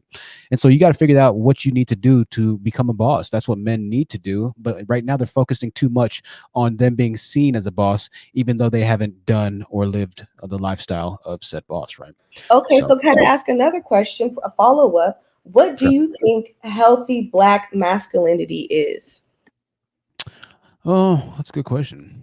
In my opinion, in my unprofessional opinion, just from what I think healthy Black masculinity is that of accountability, right? And I guess this could be said for so many different aspects of life and for all of us, right? But accountability for a man in particular is very important, because if a man can't be honest with himself, which is what accountability is, it's acceptance of the truth, it's acceptance of the honesty or the sincerity of whatever the situation, in which case accountability is being pointed out, right? It's humbleness, it's humility. Accountability really encompasses so many characteristics and quality traits of a person. And so when you're accountable, you are empathetic, you're compassionate, you're patient, you're understanding, you're sincere, you're meek, you're humble. You have to have all of these different traits in order to really accept the way that things are in comparison to how you think that things should be, or in comparison to how you think that things are, right? So it's this brutal honest factor that I think a lot of guys lack, which is the reason why you have so many males in our community having such a hard time with accepting the words that I say, right? You have so many guys who have such a hard time hearing me say that I was a homeless bum, that I wasn't worth anything at some point. I know obviously I'm a human, right? So take this with a grain of salt. I understand that I was worth something, but in the sense of me being accountable for my actions that led me up to that point, I had to finally accept and humble myself to my own bad deeds. And until I was willing to do that and approach the situation from a purely sincere and honest perspective, then I wouldn't have been able to grow or change as a person. And so if you don't have those characteristics and quality traits that we all mentioned beforehand, you're never going to actually get to the accountability to get there. But the number one thing I think, as far as what Black masculinity and or masculinity in general is accountability. How do you think, this is my last question, how do you think Black men can make themselves proud? How do I think Black men can make themselves proud? Well, sorry, I'm looking to see if the camera's in. All right, I was looking to see if the camera's in focus. It looks like it's in focus for the most part. It might just be my sunglasses. Let me sit a little bit closer. All right, I think that should be better. Ask me the question one more time. I'm sorry. I asked, I'm just asking follow-up questions because I think people need to hear what you're saying. The questions that I'm asking about are introspective questions about identity development. So I wanted to ask you, how do you think Black men can make themselves proud in 2021? Yeah, by taking care of their business and doing what they need to do, by getting on their shit, essentially, by working hard, making more money. You see, this is the thing that we talk about. That's a great question, Ty. So many good questions. I can tell that you do this for a living. I think that the number one thing guys fail to understand about what I talk about, they call me a panderer, when in reality, I'm pretty honest. I'm pretty honest about everything. They call me a panderer and they'll call me this, and that, when in reality, I talk to them most of the time. I'm not talking to Black women most of the time. It just so happens that a lot of Black women and women in general follow the channel because the traits that I mentioned, as far as men doing better for themselves, not only Black men, even though we do talk about Black men doing better for themselves, the traits that I mentioned here are seen as desirable in women's eyes. And so they gravitate towards a message of actual masculinity, as far as the message being preached here compared to what the Black manosphere claims they preach as far as masculinity goes. But the thing about it is that once you actually start following these traits, working, making more money, making better emotional decisions, becoming a better emotionally healthy person, letting go of anger, because a lot of guys, they'll make a lot of money, but they have a lot of pain, they have a lot of resentment, they have a lot of bad feelings that they're still harboring in their heart from maybe it was a relationship, a breakup, whatever it might be. But getting to a point to where you let go of those bad feelings, and you really start to seek better for yourself, your own emotional development, and you really start to do better in all aspects of life, not just monetarily, because yes, money is great to have and it is valuable. However, health, you could have $1 billion in the bank, but if you're not mentally healthy, if you're not physically healthy, then you might not live long enough to really enjoy those $1 million, right? And so wealth is health is kind of the situation that, or the answer that I would apply to that question, it being that you need to make sure that you have health in every aspect of your life. It's not just money, but it's a balanced, well-rounded type of person that you need to focus on being. But when you start to take care of one in each and every aspect of your life, and you start to finally put all the pieces of the puzzle together, that's what starts to make you a better person. That's what starts to give you a better quality in life. You know, start to figure out what pieces of the puzzle you're currently missing. Is it the money right now? We'll start working on maybe becoming or learning how to build a business that can make you more money outside of your job. Maybe start getting educated, start thinking about maybe a different career path or choice that can lend itself over to what your passion is as far as a higher income earning. That piece of the puzzle, or that portion of the puzzle, is now taken together. What about the pain and the trauma that you experienced? Well, the counseling you're always telling Black women to go to, maybe it's time for you to go to that counseling as well and start to figure out that portion of that piece of the puzzle. How's your family life? And do you have any type of trauma, any types of bad experiences or grievances with any of your family members? That's going to hinder your pieces of the puzzle, because we all need unconditional or somewhat semi-conditional love from family members, being who we are as human beings in our genetical, our physiological, and our mental makeup. We need to have that connection or some semblance of family in life that helps to put another healthy piece of the puzzle together for us. And so guys are only focusing on this one piece right now, especially the manosphere, which is women and how bad women are. And they think that if they fix that piece of the puzzle, which really isn't a piece that's even needing to be fixed to begin with, inside of women, it's inside of them. But they think if they fix this one piece of the puzzle, somehow it's going to complete the entire puzzle. And that's just not the case, right? So I mean, some incredible questions there. We have City of Truth on, our trucker, who wants to take me to the strip club whenever he gets down here. I'm still waiting on the invite, but he's coming down soon. Good to see City of Truth as well. Tavia, I want to let Ty the Gemini finish out her thoughts there, and then we're going to go to our next panel member, Miss Know-It-All. Ty, did you have any other questions? And I think that was great commentary. Thank you. I just wanted, I'm asking these questions because, like, this is what I do, because it's about, I feel like it's really about asking questions. If you ask questions, then you can get answers. And if you get answers, then you can understand. And there's a specific way that we move through these questions. The questions that I'm asking you is to help people to understand what becoming a person looks like. How do you live in this world? We're all a slave to the world. We all live here. And I feel like if men understood that because you made the world yours, you can change the problem. Just change it. You see how the C-19 came around and changed everybody's life quick and in a hurry? Just change it. Just change it. So that's all I have to say. Thank you. Thank you, Ty. I appreciate that, and I agree. Miss Know-It-All, welcome to the panel. After Miss Know-It-All, we'll have Tavia, and then City of Truth to follow up with us. Miss Know-It-All, what did you want to add to this conversation, or any questions in particular that you wanted to ask me? I wear my sunglasses at night so I can. I'm being funny with you. I like the glasses. No, it sounds good. Thank you. I appreciate it. There was a song in the 80s. This white guy, I wear my sunglasses at night so I can. I'm just being funny. No, I think everything you said, Truth, hey Ty, everyone on the panel, was so profound. Everything you said was facts. And what I wanted to add to that, I think with Black males, and I know they're not going to do it for us, but even if they do it for themselves, that's a win. Self-introspection. If you don't do self-introspection, it's done. I know I've said that so many times. I've spoke about it. If you're not capable of self-introspection, nothing falls into place. There's no remedy, there's no cure, there's no fixing it if you can't look within. And then after self-introspection, you have to get over this something for nothing hustle mode. A lot of Black men are in something for nothing hustle mode, and it just puts them in survival mode, so they can't discern that they're not doing the right thing. They can't understand what manhood is because they're always in hustle mode. They're always the something for nothing. Right. And it's just really just just to finish off, is the self introspection and just being capable of saying, looking in that mirror. We had a great discussion last night with Tidy Gemini, Woman That Doesn't Exist, as well as Kier. And it was like, and they emphasized looking in the mirror, and a lot of them just won't do it. They're not going to do it. But when they do, that's going to open up everything for them in a positive, fruitful way. And I'm going to leave it with that. Yeah, I agree with you. I think that's very well said, and I appreciate that point of perspective, Miss Know-It-All. Thank you so much for your time. We have Chanel Bands that just joined. Q Savage, you stay in the back. We're going to come to you after we have Chanel Bands, but the order is Tavia, then City of Truth, then Chanel Bands, and then Q Savage to follow us up, ladies and gentlemen. So good to have everybody on the panel today as we just enjoying our Saturday, having a great little conversation. Earlier in the live stream, we had a video review where I spoke with I Am Marco, always Marco, about Kevin Scamio, so you can rewind that and check it out when the time comes.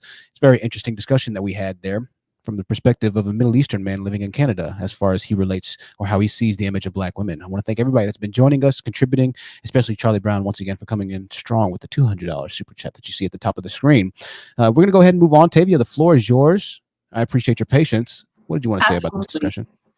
Hey, Truth. Happy Saturday, everybody. One of the things I came on the panel to ask you, because you had this interaction with this I Am Marco gentleman, and I hope this question doesn't come across like I'm trying to attack you or anything like that, but at any point in time, did you ask him, aside from what Kevin Samuels has, spouted or talked about, what do you think as a man individually? Because it seems like every time you would say something, he would respond with, well, Kevin Samuels would say, and it's like, well, what do you think? What is your frame of mind, and how do you come to these conclusions? Because I notice with a lot of people that kind of regurgitate talking points, they don't have an opinion of their own.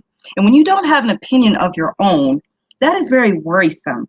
What is your life experience? What made you draw this conclusion if you don't even have anecdotal experience for yourself? So I'm just wondering, like, at any point in time, did you kind of like, I don't know, ask him like, no, what do you think, bro? Like, what's going on? Yeah, no, I didn't, to be honest with you. We're just kind of responding to the questions. I sensed that he isn't fully 1000% even in agreement with a lot of the things that he was saying, but more so playing somewhat of a devil's advocate type of interviewing, right? Or interviewer, rather. And so the responses, and we'll play a little bit more of it, the responses really indicated to me where he does stand on some of those issues, and he will kind of expand and expound based off of the similarities or the similar beliefs that we do share as far as the allegations by Kevin Scamio's, and compared to my responses or my rebuttals to them, right? But no, I didn't sit down and ask him specifically what I thought that he thought about the entire situation. He's a pretty good question asker, and so I decided to just kind of focus and follow his lead for the time being. But we're supposed to have another conversation. It was supposed to be had on Discord. I'm not sure when that's going to happen or go down, but maybe we can have him on this channel at some point or another. If not he, then or not him, then maybe another guy, that can kind of follow up in the same footsteps, because make no mistake about it, there are plenty of males who believe the questioning or the types of questions that he was asking, right? As far as Marco himself, I didn't ask him directly, but once again, to answer your question directly, I don't sense that he believes everything that he was really questioning me, right? But I do think that he truly did believe a fair amount of it, right? And if you rewatch the videos that we played earlier in the stream, you can see what he does believe and what he doesn't believe, because he was honest about it. So for instance, I said that there's no wall for women. It doesn't matter what they look like at the end of the day, they'll always be desired, and that the manosphere is just a place where incels can come together and celebrate in the bloodbath that is Kevin Scamio's online. And he agreed to that. He said, yeah, I think you're right, that's not cool. However, when we start talking about single mothers and dating and marrying and things of that nature, he gave me some pushback, which lets me know that he didn't agree with that, or that he saw differently, which then led us up to the next, or the aforementioned point that I just had, which was that women are doing okay dating online, regardless of if they have 5 kids, 10 kids, 20 kids, whether they're 0 out of 10 or whether they're a 10 out of 10. It does not matter, because they're women, in which case he agreed, right? So some of it he agrees with, some of it he doesn't. So a good question there. We're going to go move on to City of Truth. City of Truth is in the building. City of Truth, good to see you again. What is your question that you had to ask directly? I'm not sure how long you've been watching or whether or not you're on the road right now, but what did you have to input on the discussion that we're having at the moment?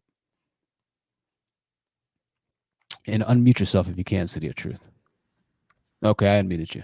Go ahead. Yeah, I just wanted to ask the sister who said, I believe she said she lived in the New York area and she worked in medical, and she was saying that she sees black guys come in there and like they're like 50 years old and living with their mom and stuff. And I just want to ask her, why does she feel at ease to disparage people like that? I mean, she doesn't know these dudes' situations. I mean, these dudes could have spent their whole 50 years working, okay, and maybe they live with their mom because they're the only ones who can support their mom, okay, or maybe it doesn't make sense for them to have their own apartment in a city that's as expensive as New York.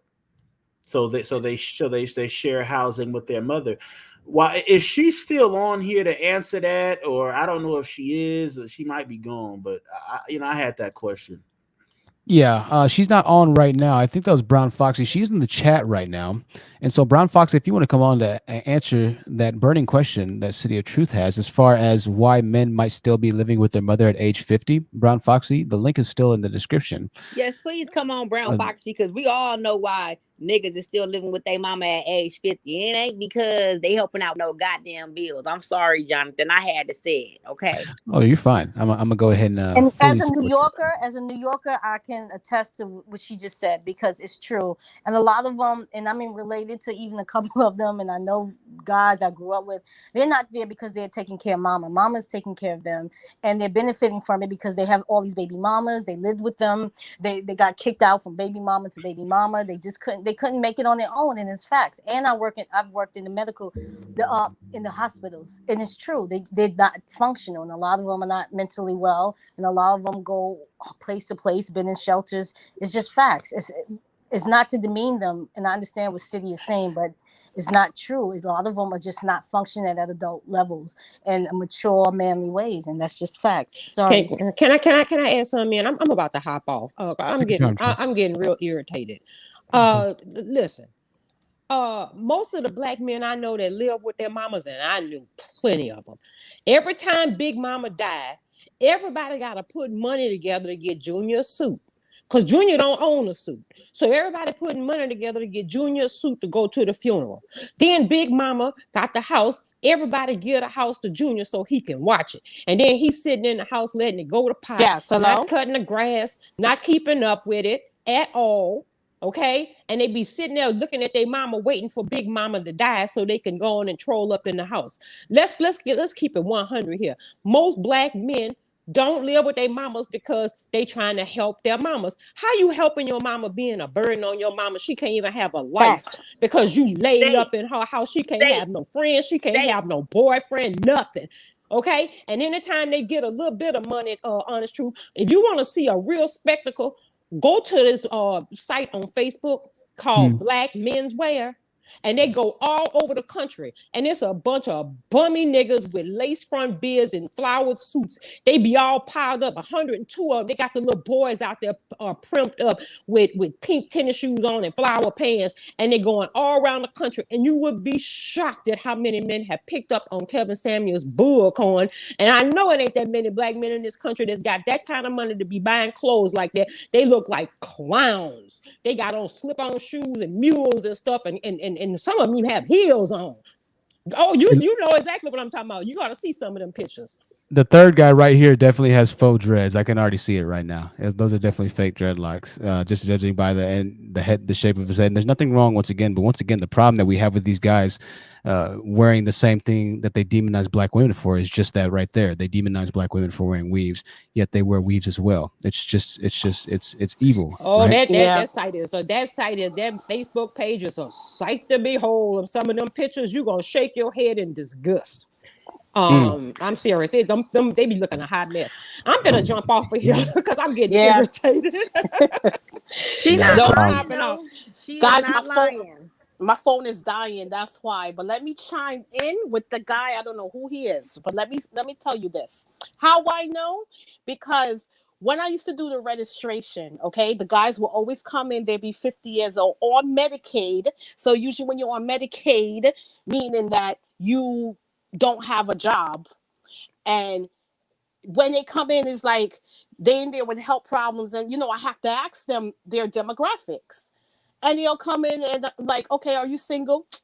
I'm single. Like, it's a big thing to be single, never married. And then I ask them, okay, who's your emergency contact? My mother. Then the address, we have to ask them their address plus, the whoever the emergency contact address. And it's always the address of their mother. If anyone knows New York City, especially in the Harlem area, is mostly apartment buildings. Facts. And a lot of, projects around the area there. So you just go on 125th Street, my boy, and you'll see all how people live right there in Harlem. All the black men are homeless. There's a lot of homeless black men right there on the street, panhandling all over there. Okay? And me being at the hospital at the time doing registration, this is going back 15 years ago, before YouTube. Okay, I had that tally in my head because I'm a very analytical person. And I've noticed, and I'm saying that, why all the black men who come in here are always single or never married? Okay, when the white man came in, always have their wife, and they love to brag, oh, that's my wife Joan, I've been married to for 30 years. Asian man come in, him and his wife is there, they're sharing glasses. the Indian man come in, the Indian man comes, he have, his son and everything, because they have to translate, but they always had their wife. Okay, even Hispanic people, they'll come in, they'll have someone, a significant other in the whole family. Black man come in, he's always alone. Okay? Always came in alone. And him saying that I'm doing that on a whole, like, you just come in the hospital and you see. Statistically, it shows. Always. I'm telling you, even my supervisor, she was black at the time. She was black too. And she would shake her head. And she's like, wow. She said, you really opened my eyes to this. I said, yes, I did my own tally because I'm noticing the pattern. Always, mama, 50 years old, on Medicaid, and living in the projects with their mother. I understand, and I understand how New York is. Yes, rent is high and everything, but the thing is, if you have a good job, like you could work for the MTA or Con Edison, New York is not like other cities out of state, because I know out of state is more rural. They might not have a lot of jobs and opportunity, but in New York City, there is a lot of jobs. So there's no excuse for no man to not be working. Post office, sanitation, everything. There's jobs. There's a lot of civil jobs with lots of benefits, lots of pensions. So, and you can afford to live in New York City with those jobs. Facts. Right, exactly. So what's the problem? You know what I'm saying? It's like, if you don't want it. And also too, tis, when you on welfare or you on the program, you get a city job faster than a regular person. There's a lot of help when you're poor in New York City. Okay, so there's no excuse. Absolutely. They get free LPN. You can learn to be an LPN, go to school. They have everything. So when I see these people on welfare here in New York City, I'm saying in New York City because I know different states have different ways with people who's on, public assistance. You get help. You get more help than the regular person. So there's no excuse. So these young guys, they could be out getting off on public assistance, getting one of those jobs in the city. They don't want it. And Brown Foxy, it's a great point. We're going to go back to City of Truth here. So City of Truth, I know we kind of gave you two different answers to maybe another question that you didn't ask. And I know his original question wasn't that as much, but I'm glad Brown Foxy kind of covered that ground. And before I go back to City of Truth here, I just want to thank Janice Tualuring for the $20 Cash App donation. Thank you, Janice. I hope that you're enjoying the stream, and it's great to have that donation. I really appreciate that. But to kind of go back to City of Truth's point, so he was saying that there are a lot of guys who might be taking care of their older mother and this and that. And so maybe that's the case. Maybe I would say, though, to agree with the ladies, City of Truth, you and I both know that that's probably not the whole truth, nor is it the majority truth in this case. Most guys aren't staying with their parents to take care of them. As a matter of fact, that very rarely happens. More often than not, it's either nursing homes if you have the funds or the money available to have that type of situation or Can I arrangement, speak about or you Sharon? have. I'm sorry. That's all. Yeah, just 1 second. I just said I'll almost I'm let you sorry. talk, man. So just give me a couple more seconds. Or you have a caretaker type, thing going on there, right? So, go ahead. All right. Yeah, I just want Oh shoot. Wait, who's supposed to be talking right now? Oh, my bad. City of Truth, and then after you, Savage, you can go, Savage. Sorry.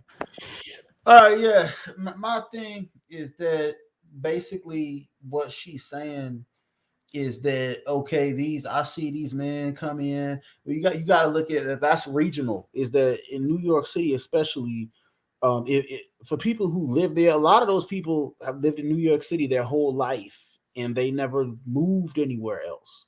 So they basically are living in the same housing for economic reasons. Okay. Now Okay. you're talking about other groups like, oh, well, the white guy come in and he got his wife, and the Asian dude come in and he got his wife. Well, those black dudes probably got girlfriends and stuff somewhere too, but just because they're not there with them doesn't mean that they don't have relationships. It's just, a lot of people in the black community cohabitate, especially in the inner city. They either cohabitate or they share men, and she should know that. So Okay. why City of Truth. I'm not sure exactly what point you're trying to convey. So you're saying for the most part that guys, and Lin, I see you in the back, Lin. Give me a couple minutes. I'll take somebody down and I'll bring you up, Lin.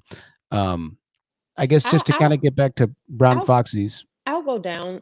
Honest. I'll get off because like I said, I'm getting irritated. But for the guy that's in the chat trolling about black women and why 25% of black women is married, ladies, before I jump off here, and I said this before, don't y'all let these black men make y'all feel bad like getting married to one of they dusty asses is a badge of honor. Okay. The truth of the matter is they mad because they can't beat us. Okay, don't you think that in their mind they would love to be able to go make a lot of money and date who they want and live by themselves and be free and date as many people as they want? They want to be you. They don't place no value in no marriage. He just finished talking about cohabitating and boyfriends and girlfriends and all that, but they still can't be emergency contact because they're running from one woman to the next and they know the woman don't care about them. So they want to be us. They don't want to get married, and if they was us, they wouldn't get married. That's why they always saying where your husband is. They don't want to marry nobody because if they was you, they wouldn't get married. So don't let them gaslight you with that foolishness. And I'm out on this. Thank you, Charlie Brown, and thank you again for everything. I appreciate you, and I hope you enjoy the rest of the stream. Okay, my dear. I will. Bye, ladies. Charlie Brown, ladies and gentlemen. Always good to have her in the building and in the panel. I always like what Charlie says. Why she say goodbye to the ladies but not the men? Well, I mean, there's not that many of you, but just don't get too hurt about it. So just know that I said goodbye for her on her behalf. Okay, there you go. We're gonna move on to Q Savage. He wanted to say something. And after Q Savage, I want to let Chanel Bands go. She hasn't gone yet, and then Lin. So Q Savage, how did you want to follow that up? Well, for the last lady that just left, whatever. I mean, that's your title on opinion. I'm proud to be a man, and the Most High made me a man for a reason, and it is what it is. And and I find it kind of amazing in 2013 that you tell me none of these black men can make $13,000 a year, because that qualifies as poverty. If you make under $13,000, that you're making under poverty. So all these black men making less than $13,000 a year, that's poverty level. Yeah.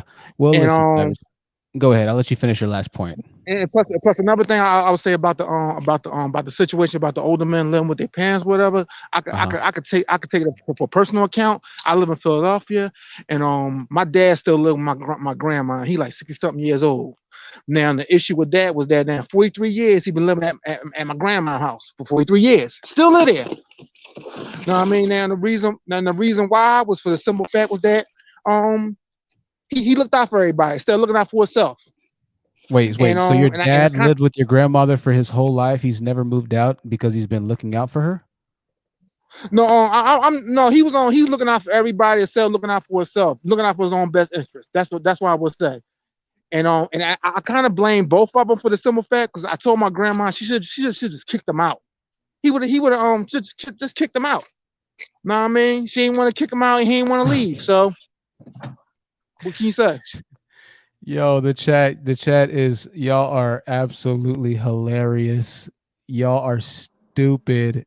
Truth, they're proving your point. Like literally in real time, it's like we're watching a petri dish grow and expand under a microscope. It's kind of funny. And this is why it's so fascinating to me, why guys will sit up here and call me a pander when literally everything that I say on this channel is 100% accurate and facts directly out of their mouth. It's just like, I don't know. There's no hope at this point. Tell Chanel Bands, that's why I do what I do, because for some fact I want to be as self-sufficient as possible. Okay. That's why I say well that's good, man. Vegetables, being self-sufficient.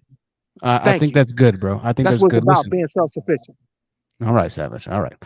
Listen, I think that's good, man. Thank you for sharing your family history with us. I'm glad that you're self-sufficient, my brother. If I ever have a transmission issue, I'll tell you what, I'll definitely try and use my personal currency with you and call you up if I'm out of my extended warranty, even though I get calls for an extended car warranty every single day. So Chanel Bands, you need to stop it. You are too much in the chat right now, as well as a few others. Keena, gentlemen, stay on the panel. City of Truth, I know you want to speak some more. We got to go back to our old panelists, or the panelists who have been here for a while, and then we have some space as well, ladies and gentlemen. If you want to join and speak to the gentleman here on the panel, if you want to go ahead and just dip your foot in the illustrious, colorful water that is known as the online Truth Seekers panel, then you're more than welcome. We have 3 spots, so go ahead and click that link, call in, ask me a question or ask them a question, whatever you prefer. Chanel Bands, the floor is yours. You can cut your camera on, Chanel. I saw your camera flash on for a second. Also, you're gonna need to unmute you. Hold on. There you go. Hold on. Okay. Like, hold on. Let me get my Okay. Are you wearing a shirt, Chanel? Okay. Yeah, I am. No, you're good. No, I'm just wearing a crop top. Okay. So, okay. Hey, not that I would mind, right? I wouldn't mind necessarily, but You know what? YouTube might not mind. Okay. Sorry. I just wanted to say, why do black men cry for submission when they don't display dominance? BBC is not dominance. Being a janitor, a mechanic is not dominance. They cry about Black Wall Street, but can't have a collective thought. The only collective thought a black man can have is when it comes to ruining the community, shooting in homes where children are sleeping. They cry over dominance, but can't even get rid of the Pookies and Ray Rays. They don't understand their hatred, but have their community in shambles. Why do black men hate tradition with black women, but they love it with a white woman? Well, that the script, I think, is a first that we've had so far, Chanel. So I want to congratulate you first and foremost for bringing a script to the live stream panel. I was just doing my due diligence. I was just writing stuff down as I go. You are adorable. You are cute as they come. I love that. And I think that you have said a lot of really, really deep and introspective thoughts right there, right? Why is that the case? Well, now let me ask you the question that you're asking us, and then I'll kind of give you my response as well. Why do you think that that's the case with black men? It's blatantly honest that black men just hate black women. The same reason that white men hate black men is the same reason that black men hate black women. Ooh, that's deep. Jesus. That's deep right there. Well, I'm going to have to agree with you on that note and on that front. I always say this, black men look at black, and I say black men through the eyes of white supremacy, but now I think it's pretty understood that they look at black women through the eyes of white supremacy as well, right? They want unyielding submission, almost slavery type servitude. They do remedial things and expect you to take it as if they were rocket scientists who are formulating new sources of rocket fuel. They act as if they've colonized the entire world, which they haven't. And then when you tell them that they haven't, they get upset at you for telling them the truth about this. And then when you try and tell them how they could actually colonize another world, they get upset at you for that as well, right? So there's really no teaching a lot of these guys. And when you try and help them, when you try and teach, it goes bad and it backfires on you. So it's a very, very, very tough lose situation trifecta we got going on here, right? And I think that's what a lot of ladies in the community are starting to understand and come to the realization of, that, you know what, instead of constantly losing and searching for the unicorn, no pun intended, uppity unicorn content creator in the chat, instead of searching for that black male unicorn, let me just go ahead and live life by my own accord, because I would rather have peace than to keep fighting and searching for peace in another person and bringing more destruction possibly to my own life, right? Can I ask a question? Of course. Okay, what do you think black men can help other black men do to get rid of the Pookies and Ray Rays of the community? It's a good question. I think the number one thing that can kind of get rid of the Pookie and Ray Ray in the community would be to essentially build, for lack of a better term, right? There needs to be more outlets for children to essentially not turn into Pookie and Ray Ray in the community. There needs to be more youth outreach centers and programs. It's funny. I just followed a YouTube channel. Let me see if I can find it really quickly. I reached out to the guys who started this organization, but it's a little small computer lab area in the neighborhood. About 5 or 6 black guys came together. I'm going to put you on mute for a second, and invested in a computer lab for children. And it's a beautiful thing. I forgot what it was called. Overall, it can't cost that much money to do something like that, right? $500 to $600 a month for rent. And then, it doesn't cost much more past getting old computers donated to you, or just buying older computers that are powerful enough to run certain animation programs, musical programs, and things of that nature. There needs to be more outlets for children to run to, so that when the generations finally do start to grow up as time goes on, because this is a generational solve at this point. What we're experiencing in the black community now, it can't be fixed in a generation or two. It's going to be multi-generational effects or stages of growth in order to correct the hell or the hellish community that is Blackistan. And so to start now, we have to start creating a space where Gen A'ers, I think they're called Gen Alpha-ers, the kids who are going to be born past 2015 or 2020, whatever it might be, can start to have organizations and places where they don't grow in to be a Pookie or Ray Ray. We have to start minimizing the effect that Pookie and Ray Ray has on that particular section of the community. We can't change rap that much anymore. This is a massive machine that's pretty much colonized into a multi-billion-dollar effort.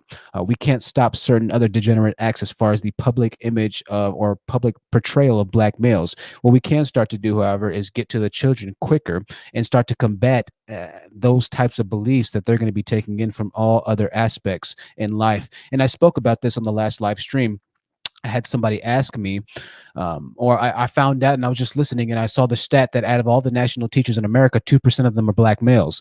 In order for us to start to correct these types of trains of thoughts, it's going to be very crucial that good black males are seen in a child's life where there might not have been a good black male to begin with. So being in a teacher position, having more black male teachers who can understand the struggle, who can understand maybe that this child doesn't have, like 70% of children, a masculine role or a masculine father. So for that year that he has that kid in his class, he can instill some sort of something in this child, particularly the young boys, right?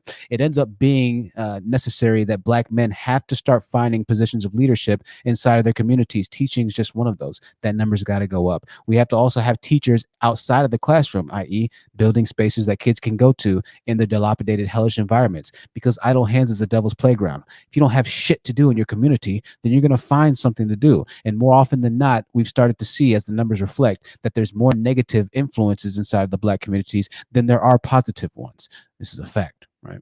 So, can I say something 2 seconds? I just want to throw something else out there. In Sure. New York City during the 70s and 80s, we had the Guardian Angels. They were pretty effective for a while, and they helped they kind of stopped a lot of issues. I don't know if Okay. you're familiar with the Guardian Angels, but they stopped a lot of issues. It was a community effort with men. They had uniforms or whatever, and they just walked around the neighborhoods at night in certain areas, and it prevented a lot of unnecessary extra crime. Just want to put that out there. Okay. Yeah, definitely. I have to check that out. I would wonder and venture to ask what happened to them, I guess, is the next natural question, right? What happened to them? Okay. Okay. All right. So this is really quickly. So what happened to them? It got to the point. Then it got to the crack, era, unfortunately, and violence and gang violence and drugs and a lot of things got out of line, and those people actually aged out. They became older men, and it's kind of a lot. If they're much older, then you have these guys, these thugs running around with guns, and they're willing to shoot you with no regret. I mean, with no conscience and regret. So I think they aged out, and that's what. But look them up, the Guardian Angels of New York City. Yeah, definitely. I'm gonna definitely check those out, and might do a live stream on that. Right, the different organizations that we have had in the past, and I think there were a few different groups, but there needs to be a resurgence of that. Right, there has to be a resurgence of that. The fact of the matter is, those types of organizations, for the most part, as far as the Guardian Angels go, there's not really that much overhead, and that's good. That's good to have because they can maybe patrol the community, whatever it might be. It's going to be a tough line to kind of really balance, because when you start talking about maybe trying to correct the wrongs that are happening, as far as the degenerates doing certain things in your neighborhood, as far as actually doing communal justice, as a lot of countries do, there are some countries where they have public executions of people who have been convicted of very certain heinous crimes. Right, in America, you can still be you can still find yourself in a legal situation if you try and go forth communal uh, um, persecution or communal justice, right? And so it's very tricky. But I do appreciate and I do like that, and I like the sense that it could actually be something that children have as far as a mentor type position, right? Whatever it might be. But the bigger thing more than that is infrastructure. Infrastructure is needed. There need to be actual brick and mortar buildings that are specifically designed for children to walk into, that the outside influences are completely shut off from. Mothers, I'm sure, wouldn't have a hard time or wouldn't be against their child going to the computer lab 5, 6, 7 p.m., close at a reasonable time, forming these relationships inside of the community with dropping the child off, whatever it might be. This needs to be some sort of system to where we have background checks for men who are working in these establishments. We make sure that they're actually in healthy mental spots, right? Healthy mental places, because the last thing you want to have is somebody that's abusing the child, right? So this would be a very, very, very, very, very, very, very tedious effort. But there needs to be some sort of infrastructure that's actually a building, a representation of hope that children can look forward to getting to take them out of that environment. That's how you start protecting them. And so I think that the city of whatever they were, I think that's a great idea. But what's more important than that is having the brick and mortar buildings. If we don't start to create infrastructure, a physical, tangible infrastructure to get to children before the world can get to them, then it's going to be very hard for anything else to reach them at that point, right? You have to start using their interest, video games, hobbies, and somehow working an actual mental developmental curriculum in these exchanges, right? It's asking a lot, but in my mind, this is some sort of the solution to correcting this problem through generational evolution, right? I say evolution in an interesting word, but thank you, Miss Know-It-All. I think that's a great point, and I think those are great questions as well. Listen, we're going to start to wrap this up here in a bit, ladies and gentlemen. We're going to talk for a little bit longer because I know that we're just hanging out right now, and 200 people are still watching. I just want to create more of an exclusivity type of vibe and feel when I go live. So when I do go live, it creates more fascination, right? Too much of anything can be a bad thing, even if it's a good thing. Too much water can be the end. Sure, go ahead, Ty. And I don't know. I mean, you can tell me if you don't want to answer the question or not. But with all the people are saying about you online and Pander and all of this stuff, I wanted to ask you, like, I feel like a lot of people are saying that because you are a male and because you have this male privilege, and that because the society that we live in, people are going to flock to you more because you are a male. So I want to know, like, how are you using your male privilege in this space to make it a safe space for, women and people that are not, that are underdeserved or in the marginalized community? How do you use your male privilege? Yeah, definitely. I think that when it comes down to me, I had to recognize what I'm good at, right? I had to recognize what I had the ability to do better more than most people. And I discovered that to be a natural orator. I'm a good talker. And I figured that, you know what, I'm a good talker, and I always wanted to do something and have a public platform of sorts. At the time, it was music, but I started realizing that people were interested in what I had to say, and that I could carry on conversations with people, and do well in conversations. And I was able to learn a lot about people. People seemed to really understand and take interest in what I said. Right, I was always finding myself having conversations with all kinds of people, and it was fascinating to me. And so I started thinking about, when I was in my car, what exactly could I do? What exactly am I good at? And so I figured out that I'm a pretty good talker. So I said, well, let me just focus on talking, because that's what I naturally like to do, and I find people fascinating. And then the more I started listening, learning, and delving into certain sections of the internet, the more I realized that I have a particular skill set that really lends itself over to what my passions are as far as oration goes. And I find that when I believe something, I go all in behind it, 1000%. No white or no white or gray area. It's just all black, or all red. I see all red, right? And so when I'm passionate about something, that's when I'm able to really connect with people and to start to get them to understand or fundamentally change whatever point of view that they were going for. As a matter of fact, my parents used to always tell me that I missed my calling as a lawyer. They said, you should have been a lawyer, to be completely honest with you, son. And I said, yeah, you're probably right, right? Because I have the ability to sway the hearts and the minds of people in some sort of fashion or another. And so in this platform now, once we finally do get to a certain amount, and I do see that this platform is going to grow to 25, 50, 100,000 and beyond, to be quite frank and honest with you, it's just a matter of time. Once we do get to that number, then that's when you start making a very severe impact on mainstream America, because at that point you start reaching the masses, you start reaching the multimedia companies who are nationally and internationally syndicated. And so by you building a platform or a voice online, even if it is on YouTube, that lends yourself over to a very, very, very powerful image or message, whatever message or image you decide to portray on an international scale. And the biggest thing we need right now for the community, for our women in particular, is for the international community to understand, and the American community to understand, what our women and what our people are going through and why things are the way that they are. Because right now there's a lot of confusion, just as you saw earlier with my conversations with I Am Marco or Always Marco. There's a lot of confusion on behalf of people who are on the outside looking in. But it's not until they can hear from the inside looking out, until they can hear from the stories of women like yourself, from the stories of women who have spoken like Brown Foxy, from the professional experiences. It's not until they can come and see this that they say, you know what? Wow, that's very interesting. I I hear. didn't think of it or see it that way, right? But aside from, I'll let you go one second time, my bad. But aside from that, this platform that I build, it supports Black businesses. As a matter of fact, all those adverts that you see all the time, all the Black-owned businesses, those are all done free of charge, because I support Black businesses, right? Unless I just absolutely see, for whatever reason, I need to charge them. I haven't charged anybody who I've promoted their business on my space or on my platform. And there are more that we're getting ready to start as well. Hopefully in the near future, we'll have a clothing collaboration, actually with a very talented designer in Atlanta. Shout out to you if you're watching right now. And she's a Black woman, right? And so everything that I have on this platform, I try and give back in some sense or another, as far as what I have with my immediate resources versus where I'm actually going. And make no mistake about it, once you have 100,000 subscribers, promoting a business makes a very, very, very significant fiscal response, right? Well, yeah, You start to make money. I was asking that question because I feel like people need to hear you say it. Because Yeah. if they don't hear you say it, they can just make up anything in their mind. And once they start making up anything in their mind, that it just takes them into la la land. So what I heard you say is that I'm using my male privilege as a way to get the narrative out about people that are underserved or marginalized in our society.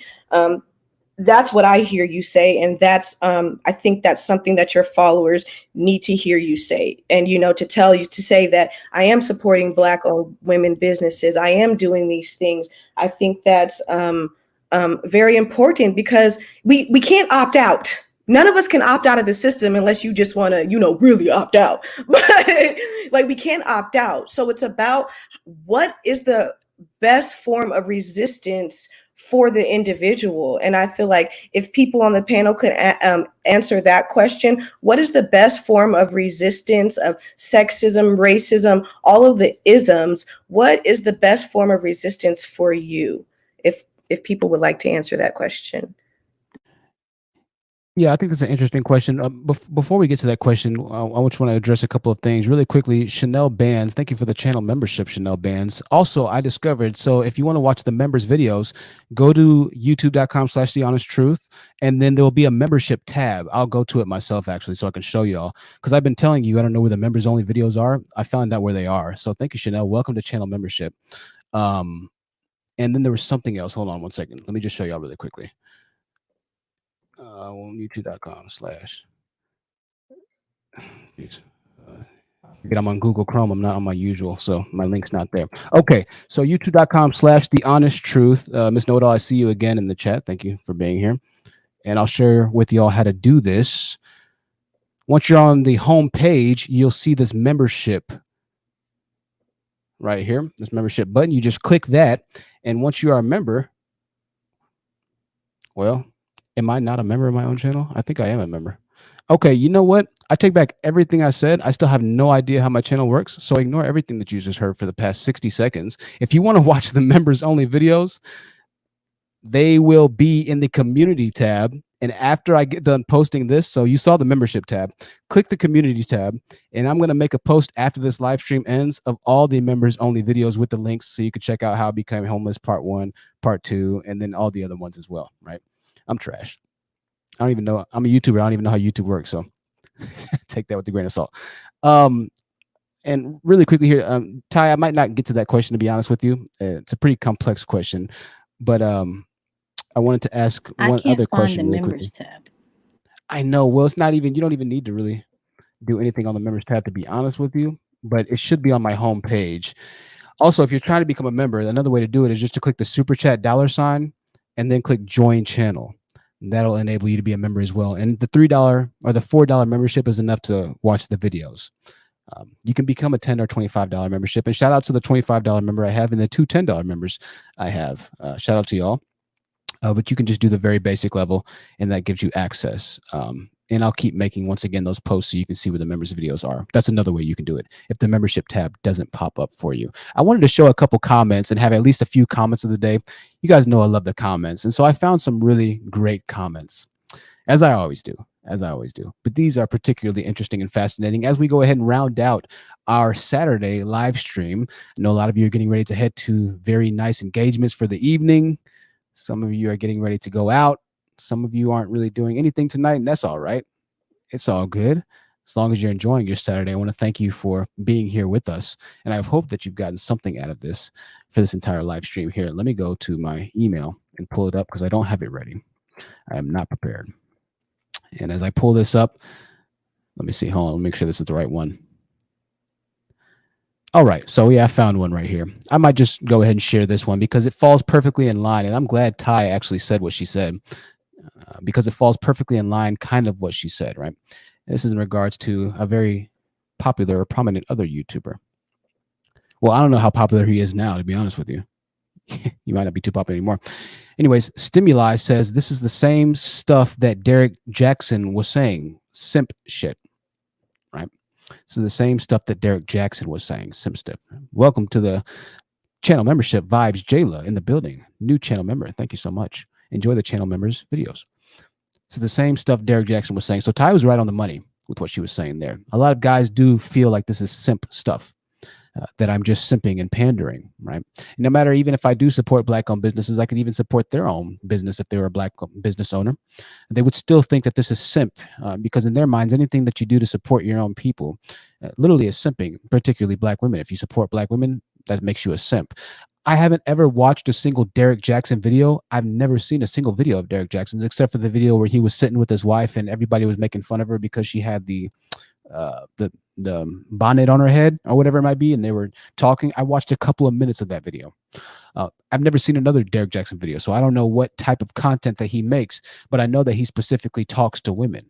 And so regardless of that, I focus my message on the men, and I really do enjoy having the men come up here and speak. City of Truth, I'll give you your final words as we kind of go out and round this thing out. I do really enjoy having the men speak, and I like having the men speak because I like for the women to see and understand what I talk about. More than that, I love hearing comments like I got on the last live stream where it was a young kid who said, I'm going to start watching your videos. I was hesitant to watch your videos because I didn't like the titles. right? This is not the first kid that said that to me, but he said that he decided to finally watch one, and he started seeing and understanding a little bit more of what I was talking about. And so now he's watching and he's going through the entire catalog. That's why I do what I do, because even if we just reach one person, we might not reach the majority of black males. It's pretty evident at this point we might not reach them. However, aside from not reaching the black males, there are still some that we can reach and save, and to put on a better track mentally, as far as financially, and whatever other spiritual element you want to add to it as well, right? But besides that, just actually reaching out to black males, like Ty kind of questioned and like how I responded, we need society to understand that there's a lot of shit that black women have to deal with. And so it's good when other people and other races can come together like they did behind Issa Rae, like American Express can come together and support Issa Rae, or the Ali Bank to come together and support the other black women that just got $10 million of funding, or the $10 billion from Goldman Sachs. The more that these messages are publicized, the rest of the world can finally understand, you know what, there's some way for us to actually not only help a certain group of people who do need help, but to make money in doing it as well. It's a you scratch my back, I scratch yours. That's the powerful nature of this channel, and this is why it's so important to have. It solves a lot of different issues that I don't think Derek Jackson really solved. Maybe he did, I don't know, I didn't watch the guy that much, but it's solving issues on a multifaceted level. Right? We're not just talking about dating. We're trying to get a lot of things taken care of. And that's why I focus and I kind of put the effort and time into my messages in my live streams that I do. Life is complex. It's not just all about dating. I might talk about that for a while, but there's many more pieces of the puzzle, like we discussed earlier, that we need to really, really acknowledge. So also, truth, quick thing, look at the people you attract. You attract professionals. There are people that come on here that are really like-minded, and for most people, they can say, look, I can offer you some level of success if you know what I mean? I'm in a certain field, I could probably put you on. And even yourself, you get emails from people telling you what you could do or give you some type of resource. And you come on here and you say, I want to say shout out to so-and-so. Thank you for da-da-da-da. You know, so your platform is very different in that way, whereas you're not specifically just getting money and you know what I mean? And not offering any other resource. Like, come on. He is not Derek Jackson. He's not just talking about what bum ass dudes do. He's talking about everything, like he said. And anybody that calls you a simp, they're automatically disqualified because they're clearly not listening to you at all. Their defenses are up. And it's a shame that you can't get to people like that. Absolutely. Absolutely. 1000% agreed, in agreement, Tavia. Thank you so much for that. Listen, ladies and gentlemen, I'm going to take all of us down. Excuse me, right now. I love you all. Ty the Gemini, thank you so much for being here. Diana Prince, thank you so much for being here. Miss Know-It-All, it's always good to have you here. Tavia, thank you so much again. As well as City of Truth, we'll see you on the road, my friend. We'll see you on the road. Call back in another time, man. This is going to conclude our Saturday live hangout. If you're just not joining, I apologize. You missed a great stream, but you don't have that much to rewind. It's only 2 hours and 10 minutes, not our usual, right? Not our usual. We've had streams go for 6.5 hours. Listen, it's Saturday. Man, go to the gym, enjoy a nice glass of wine. Do they have any college football games today? Maybe I already missed them, right? Do something that you haven't done for a while. Go to the bowling alley. Go to Top Shot Golf. There's this golfing range where you can just go hit golf balls and record a couple videos. Send them to my email. I'd like to check them out. If it's unique enough or fun enough, then I'll feature it on the next couple of live streams that we have. My email is thehonestTruthYT@gmail.com. thehonestTruthYT@gmail.com. Said the stream was fire. I appreciate that. Dorora said it's weird watching this early. I know. We had to switch it up. There's a lot of people who don't watch or who don't have the ability to stay up past 9 p.m. Central Time, which can convert to midnight in some corners, apparently, of America, right? As well as 4 or 5 o'clock in the morning if we're talking about overseas in the UK. And shout out to my UK viewers there. I love you all. This is going to conclude this Saturday hangout. There's actually not going to be an outro, but I guess we might as well just go ahead and put the outro up, right? It was a hangout, but we got to write out a certain way because it would be a disgrace. It'd be blasphemy to not do that. So I didn't have it pulled up. We'll go ahead and write out. There it is. All right. We're going to see if it doesn't lag. We'll see if it lags. Anyways, ladies and gentlemen, we'll be back on, what's today? Is today Saturday? I think we'll be back tomorrow. Today Saturday? Saturday the 25th. Yeah, we'll be back tomorrow night with the live stream. I say that, and then I don't appear, right? If we're not back tomorrow night, we'll be back Monday. But I am 93% sure, I'm 96% sure that we're going to be back tomorrow night with another dynamic live stream, 9 p.m. Central Time, 9 p.m. Central Time. Be there. Don't be square, but just be there. If you're not there, then it's okay. Oh, somebody said Ian Mirzra is going live at 9. Okay, shout out to him. Shout out to him. Well, I'm probably still going to go live at 9, to be honest with you. So, so watch both of us. You know, watch both of us. There you go. All right, we're gonna give it a shot, ladies and gentlemen. I love you all. I will see you soon. And not good night, but good evening. Good evening. 96%. Absolutely. Somebody says I is a mess. I like it. Y'all are hilarious, man. Y'all's comments. I just can't. I can't.